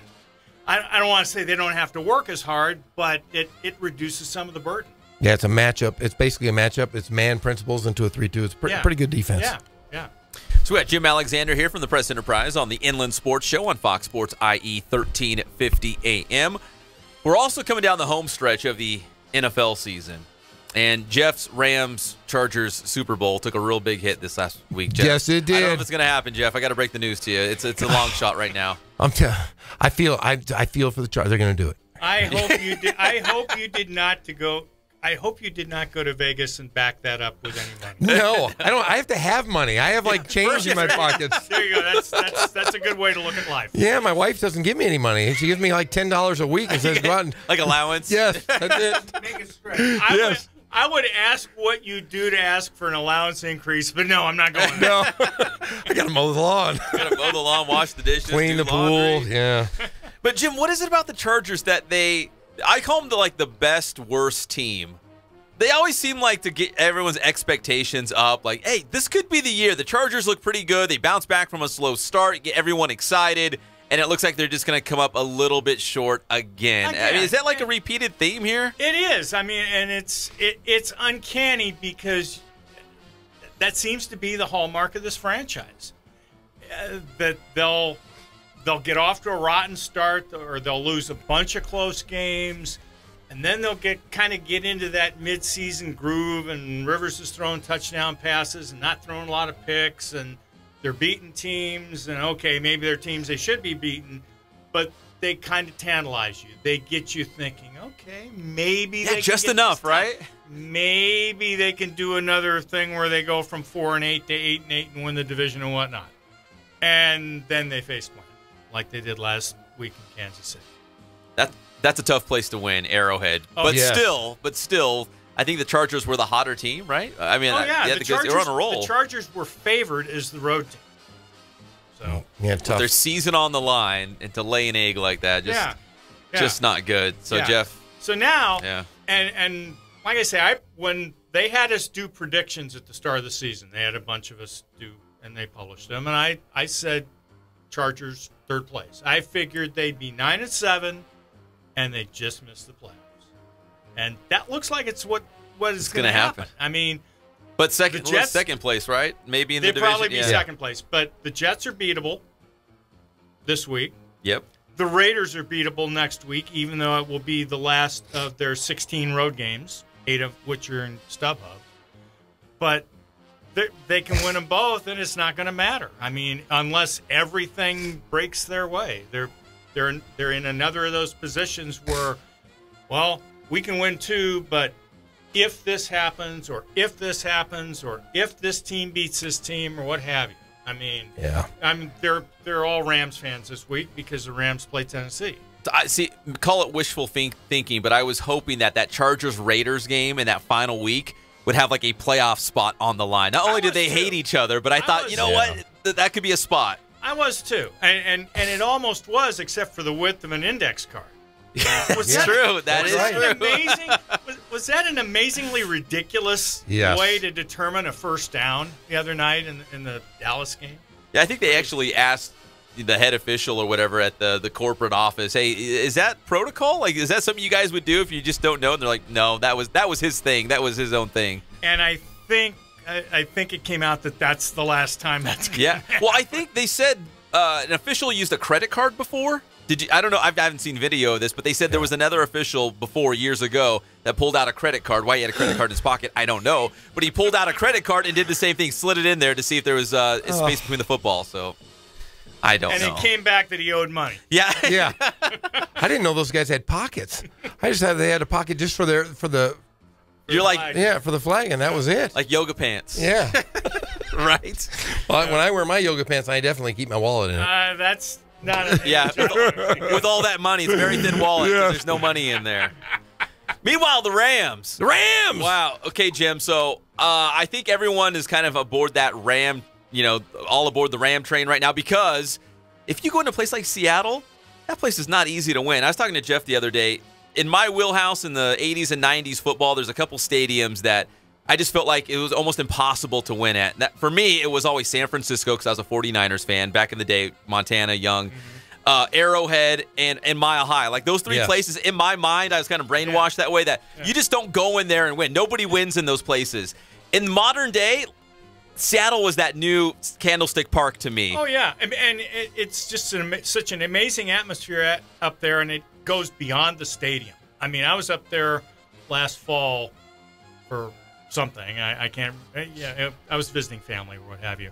But you drive around and you see all these houses that they're all waving 12 flags. Yes. They all have 12 flags up. Yes. And it's like when you play up there, you're going against the entire city. Not just however many are in the stadium, but the entire city, and it's all bearing down on you. And that said, what the Rams did Sunday, that was a statement. That was like, okay, we're not taking any more of this stuff. They're legit, right? All aboard. Everyone hop on. This thing is for real this season. Although, Greg Zuerlein goes on injured reserve. Yeah. Herniated disc, right, in his back. Herniated disc. Story there, okay? Last week I wrote about the guy that the Chargers had brought in, Travis Coons, who's Altaloma High School. And the column was about the impermanence of being an NFL kicker and, you know, the whole process of somebody gets hurt or somebody gets cut, then all these guys come in Tuesday, and it's always... That's the Chargers. A revolving door for the kickers. But it's always the same guys that come in and try out. So he won that one. Okay. This week, he gets cut. The Chargers bring in Nick Rose, who was waived by the Redskins, and I guess they were concerned about his kickoffs and they weren't going deep enough or what have you. So Zuerlein gets hurt. And the Rams bring in a bunch of guys yesterday. Travis Coons. And he'd been with them in training camp anyway. Yeah. He didn't get the job, but I mean, he's back on the circuit now. They have their own little circuit. You're right. It's a small talent pool of the same couple of names that you see floating around for available jobs. Yeah. Yeah, so the whole idea, NFL, not for long, when you're a kicker, that is absolutely the case. They could have brought back Frank Corral. Okay, he looked like he's still kicking. He can still kick. We had him in studio a week or two ago. Yeah, he still looked good. Yeah. Like hanging out on the beaches, you know, he looked great. Just said, Frank, you start working out, man. There's a shot here because kickers get paid a lot more now than they did when he was playing. That's true. And they can kick late in the life, too. Like, they have long careers. Jim, can you hang around another segment? I certainly can. All right, we're going to take a quick commercial break. When we come back, because I got some Dodger questions for Jim over here. Oh, there's some good ones. Yeah, there's some stuff going on this offseason. I have some theories, some hunches. I want to see if Jim's on board or if I'm just totally crazy, which I might be crazy, but maybe he's still on board with me anyways. I might be totally crazy, too. You never know. We'll be right back. It's the one and only Inland Sports Show on Fox Sports IE 1350 AM. I got good news. We're extending arts and crafts time by 4 hours today. My fingers hurt. What's that? My fingers hurt. Oh, well, now your back's gonna hurt because you just pulled landscaping duty. Anybody else this week? How you guys doing? Coach Ray here. We're back at the Boost Performance Center with the one and only Pep Fernandez. Today we're going to go over our A-Skip series. We've got a couple of great videos for you guys. Come check us out. All right, so we're here with our Boost Performance School student athletes. The next drill we're actually going to demonstrate today is a butt kick skip. Now, this is a great drill that teaches us to get our foot off the ground quick, working on top end speed now, getting our foot off the ground quick and bringing our heel to our butt. So we're getting a nice rhythm. We're going to bounce. I'm going to pull my heel to my butt and put it down quick. And all it's about is getting our foot off the ground, heel to the butt. So X is going to start off for us. He's going to get a nice rhythm, heel to the butt. Good. Nice. Keep that heel tight, heel tight. So all we're training here is just bringing the heel to the butt. When we open up our stride, we want to get that foot off the ground and bring the heel to the butt as quickly as possible. Keep it tight, keep it tight, keep it tight. Good. Good. Nice. Heel tight, heel tight, heel tight. Good. There you have it, butt kick skip. A great drill that progresses into the absolute speed A skip. We do it right here at Boost.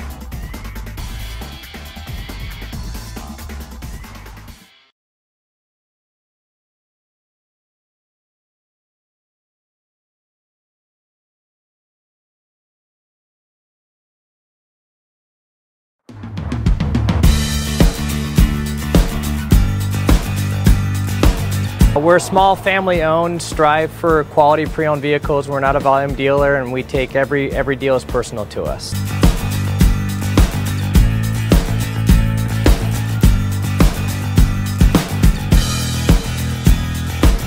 We're a low-stress environment. We're not a pressure sales house. If you want to shop us, you're more than welcome to shop us. We have, like I said, great rates, competitive financing, a lot of one-owner, clean Carfax, clean title vehicles. As you see, we have Carfax everywhere. That's most important to us, to educate our customers before they make a purchase.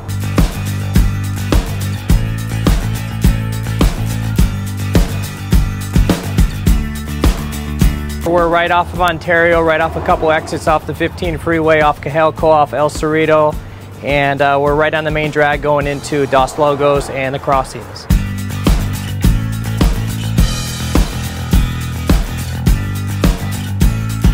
We have great financing, we have great lenders that we're using, we do buy, sell, trade, cash for your car, whatever we need to do to help accommodate the customer, that's what we're here for.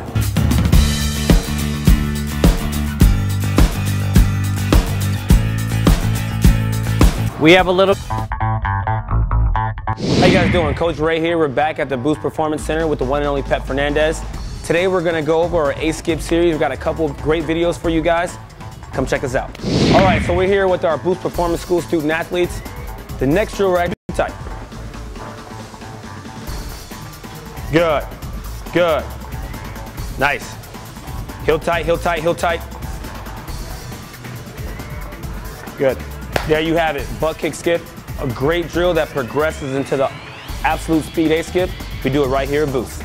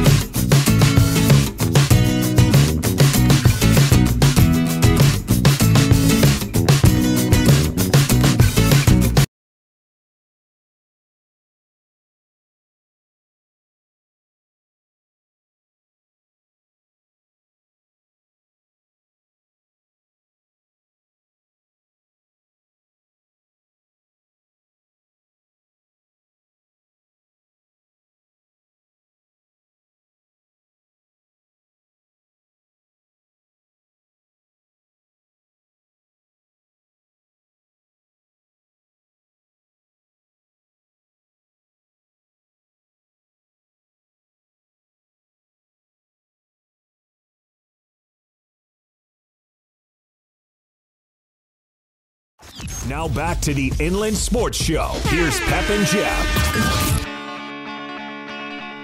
Again, one of these days, we're going to have a show just based on what goes down in the commercial breaks. All access, no holds barred, right? Like anything goes. Well, could we? Could we do that on YouTube though? Oh, we could. It might be our last show ever. Yeah. Our wives might divorce us. Yeah. That's the one you want to put on DVD and sell. Yeah. The lost episodes. When I'm ready to retire one day, I'll be like, hey, Inland Sports Show bloopers. Oh my golly, the things we've talked about over the commercial breaks. Some of them make the air eventually, like rumors or things that we hear that we finally end up sharing because it's legit. We do every now and then. We'll throw something in from our conversation just to work like it in. Like an inside joke. Yes, and yeah, that happens all the time. Does anybody notice? No. I don't know. You're lucky. Yeah. Well, good maybe. You think hard enough, yeah. Yeah. And we're back on the Inland Sports Show, Fox Sports IE 1350 AM. We're here every single weekday from 3 to 6 p.m. Nothing but the Inland Empire. We've got Jim Alexander from the Press Enterprise, esteemed columnist, and I've got a couple of hunches about the Dodgers that I want to run past Jim because sometimes Jeff just looks at me like I'm crazy. But I don't know. This Some is of these, a good one, though. Some of these theories, I mean, I got some Star Wars theories. I got Dodger theories. I got a lot of theories over here, conspiracy guy. But I have a Dodgers theory. How much time do you have on your hands? Well, he texts me in the middle of the night, did you watch that Star Wars? Did you see that Star Wars theory? That's true. And then I go, oh, and my wife goes, what are you doing? I'll text him a link. I'm watching the What theory. do you think? What do you think of this link? But the first thing, okay, so my hunch is, as we're talking about the Dodgers, that in that Brandon McCarthy deal that brought Matt Kemp back and Adrian Gonzalez to the Braves, so they got rid of Brandon McCarthy, right? And then Darvish looks like he'll end up going somewhere else. Now, I know they have Buehler in the minor leagues, but I'm thinking there might be an open door for Trevor Oaks to get a realistic shot at making the Dodgers starting rotation come camp. Now, Julio Urias is going to be injured for the first couple months of the season still as he's rehabbing.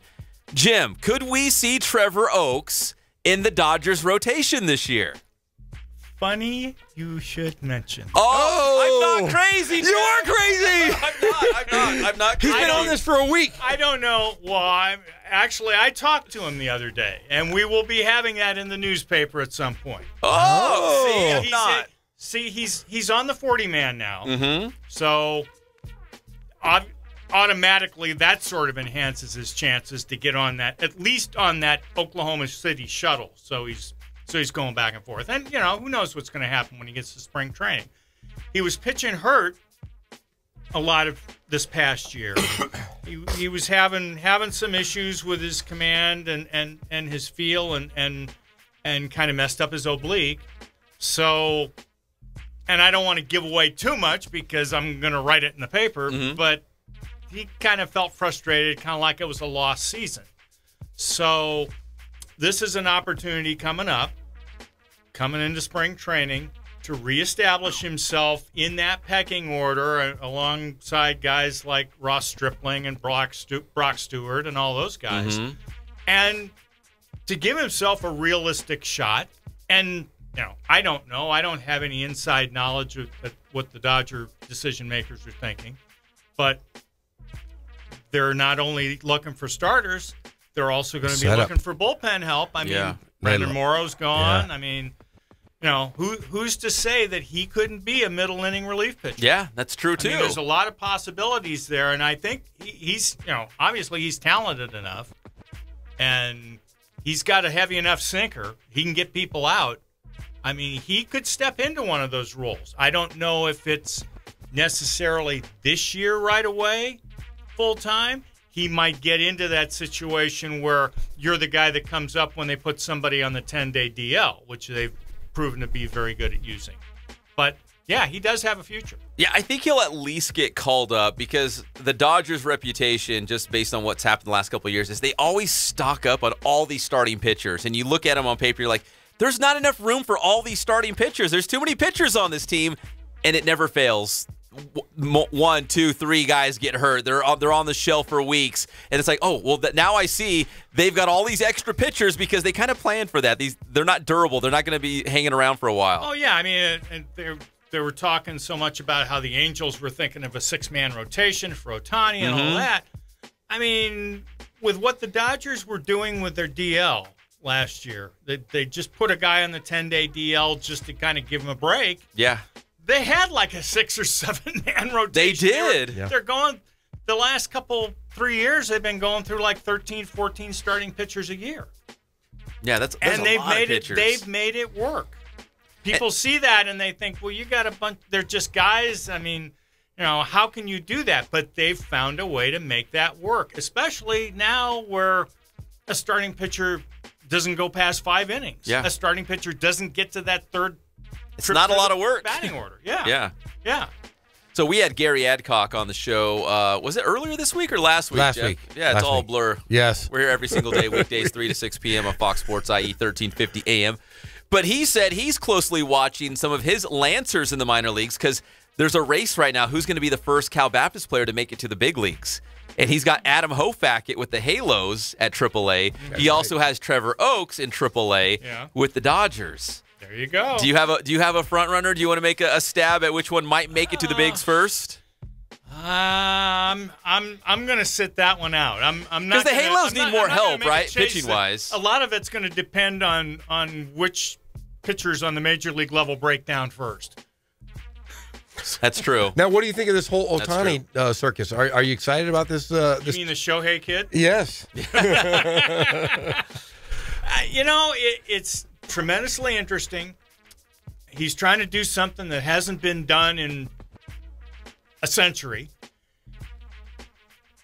I just think everybody needs to kind of pump the brakes because everybody's saying, well, he has a 102-mile fastball and this and that. But the thing is, and I read something in Baseball America a while back talking to some players who have played against him, former big leaguers who have played in Japan, and the one thing we were saying about his fastball, it doesn't move that much.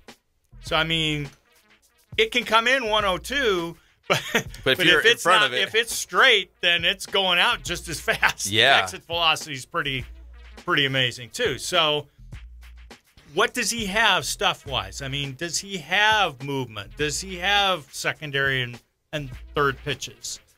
The other thing about him as a hitter, they don't throw inside in Japan.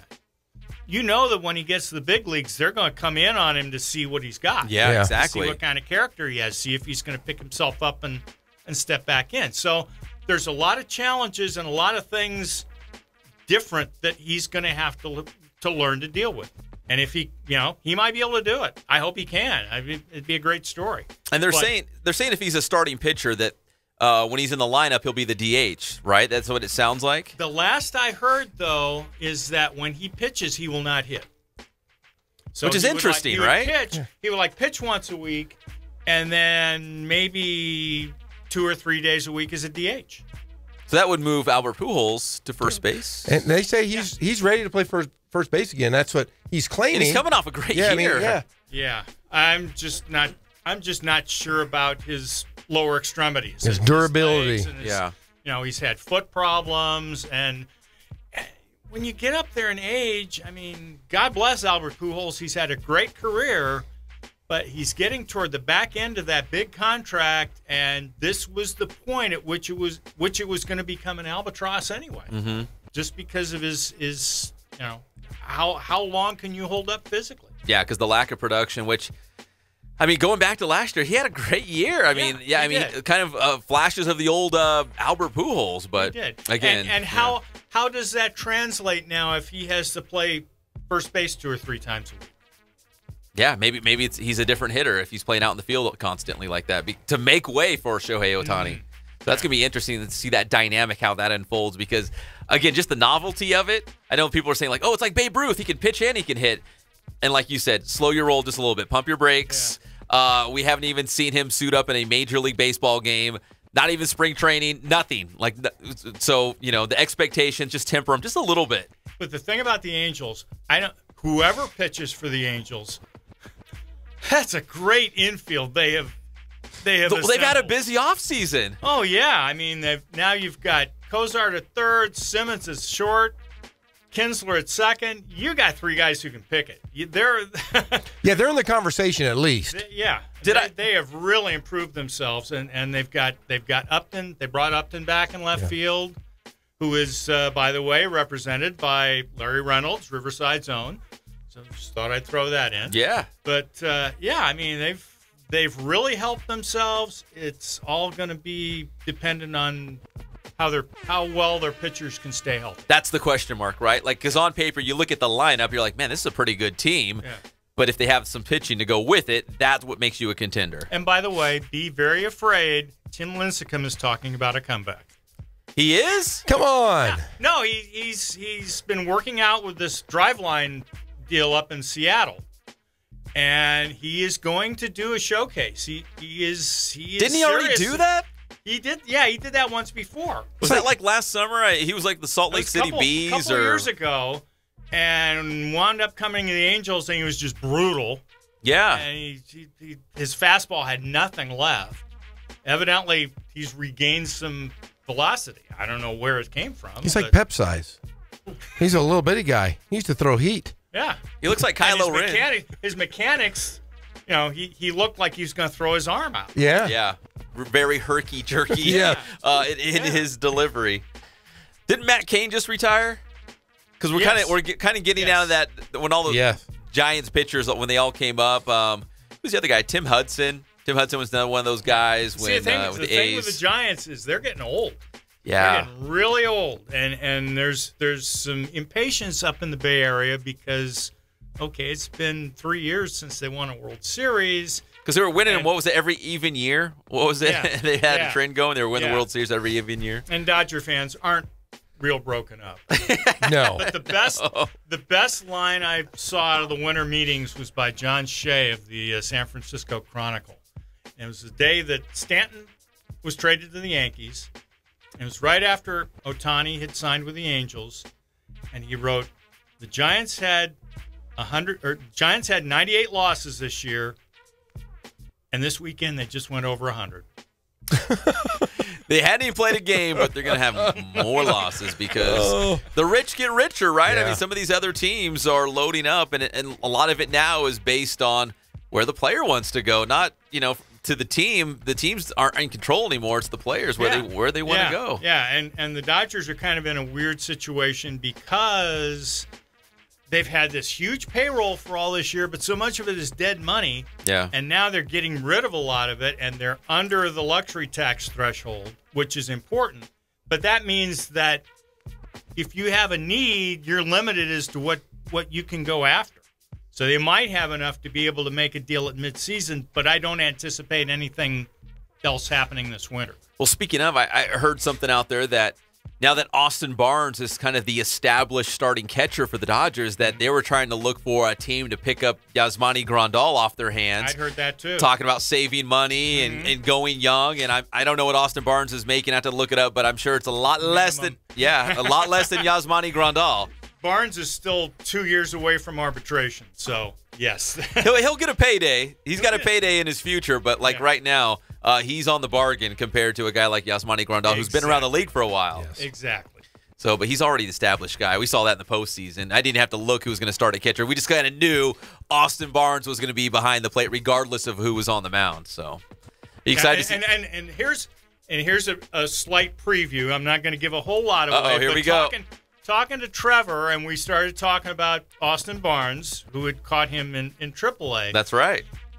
And he confirmed what others have said. They rave about Barnes' ability to steal strikes, to frame pitches, and to call a game. Take a bad pitch and make it a strike, right? Yes. They are. That's one of the things that really has raised his estimation in the eyes of the Dodgers is what he can do defensively behind the plate, and then the way he's been able to improve himself as a hitter is just he had some big hits. Yeah. It's almost a bonus, but I mean he really has. We're excited for Austin Barnes. I want to see Oaks and Barnes right there in the major league. It could happen. Riverside victory, baby. Again, the arms race is in full swing. Adam Hofackett, Trevor Oaks. Yes. Who's going to make it to the big leagues first out of Cal Baptist? Jim, we always appreciate the time. Your insight is second to none. Jeff's going to buy you dinner next time you're at UC Next Riverside. time we go to UC Riverside, I'll buy you a sandwich. But hey, make sure you guys. The hot dog is $3.95, so you better be prepared. Oh, that's been a good hot dog then. I got to ask my wife for $20 instead of $10. You don't have enough allowance this week to buy Jim a hot dog. But yeah, everybody needs to go out and follow Jim Alexander on Twitter at Jim_Alexander. Follow his work. He's got a great blog, and follow him in the Press Enterprise weekly. When's the Oaks story coming out? Because I want to show people who said I was crazy that I'm not so crazy. No, you're crazy. You will be crazy until sometime next week. Okay. Well, we got a little preview. Yes, we did. I hope I didn't give away too much.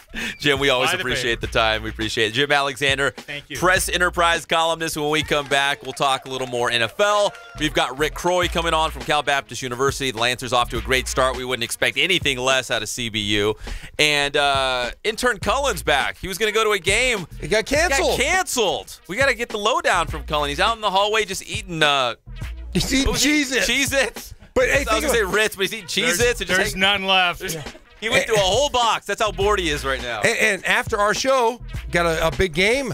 The San Diego State Aztecs are playing the Gonzaga Bulldogs. That's right. On right this here on station. Fox Sports IE. So if you're a Roosevelt basketball fan, you can listen to Matt Mitchell lead the Aztecs against one of the top-ranked teams in the nation in Gonzaga. We'll be right back. It's the one and only Inland Sports Show on Fox Sports IE 1350 AM. Okay, what else? Oh, yeah, we got to trim some of the fat around here. Trim the... What do you mean by trim the fat?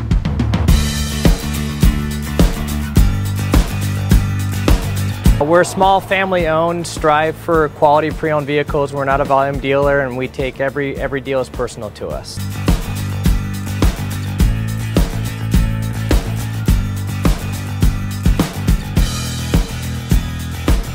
We're a low-stress environment. We're not a pressure sales house. If you want to shop us, you're more than welcome to shop us. We have, like I said, great rates, competitive financing, a lot of one-owner, clean Carfax, clean title vehicles. As you see, we have Carfax everywhere. That's most important to us, to educate our customers before they make a purchase.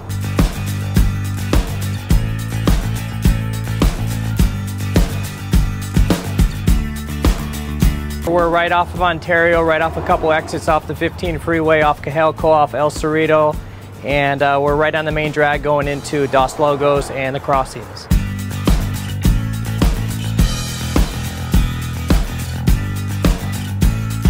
We have great financing, we have great lenders that we're using. We do buy, sell, trade, cash for your car. Whatever we need to do to help accommodate the customer, that's what we're here for.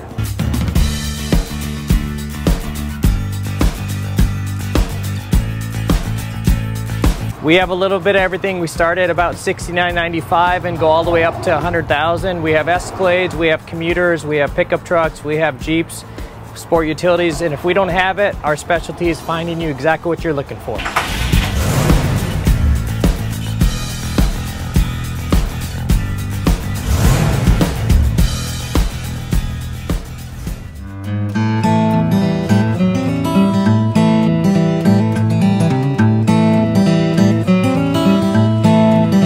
Focus on the customer here.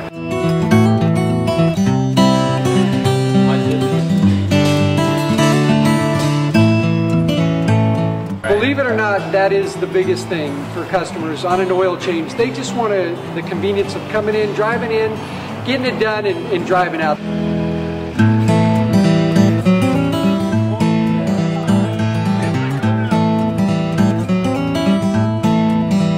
Just greet them, get them going, and they're done in about 10 minutes or so.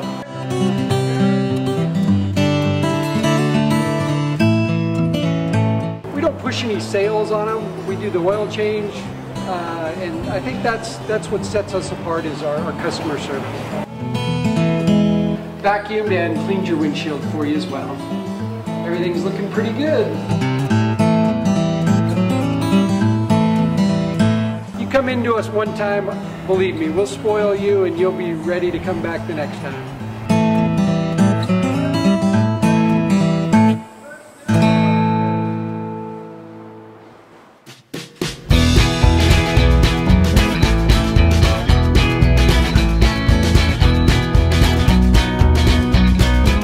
Thank God, first of all. I thank the great people that I've got around me that help support me, the people that work for me. As I started, if it wasn't for the people around me, we probably wouldn't be here right now, but I've got a great staff.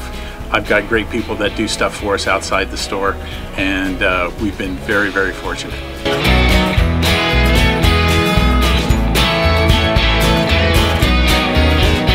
Our service is impeccable, and we just keep trying to get better every year.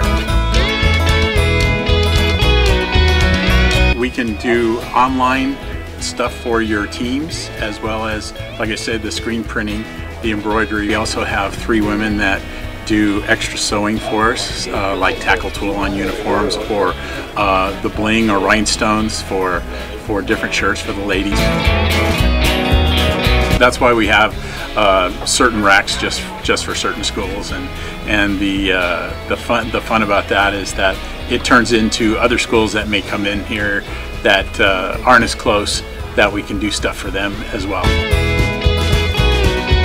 We've had very, very good customers throughout the years, and it's just been a blast.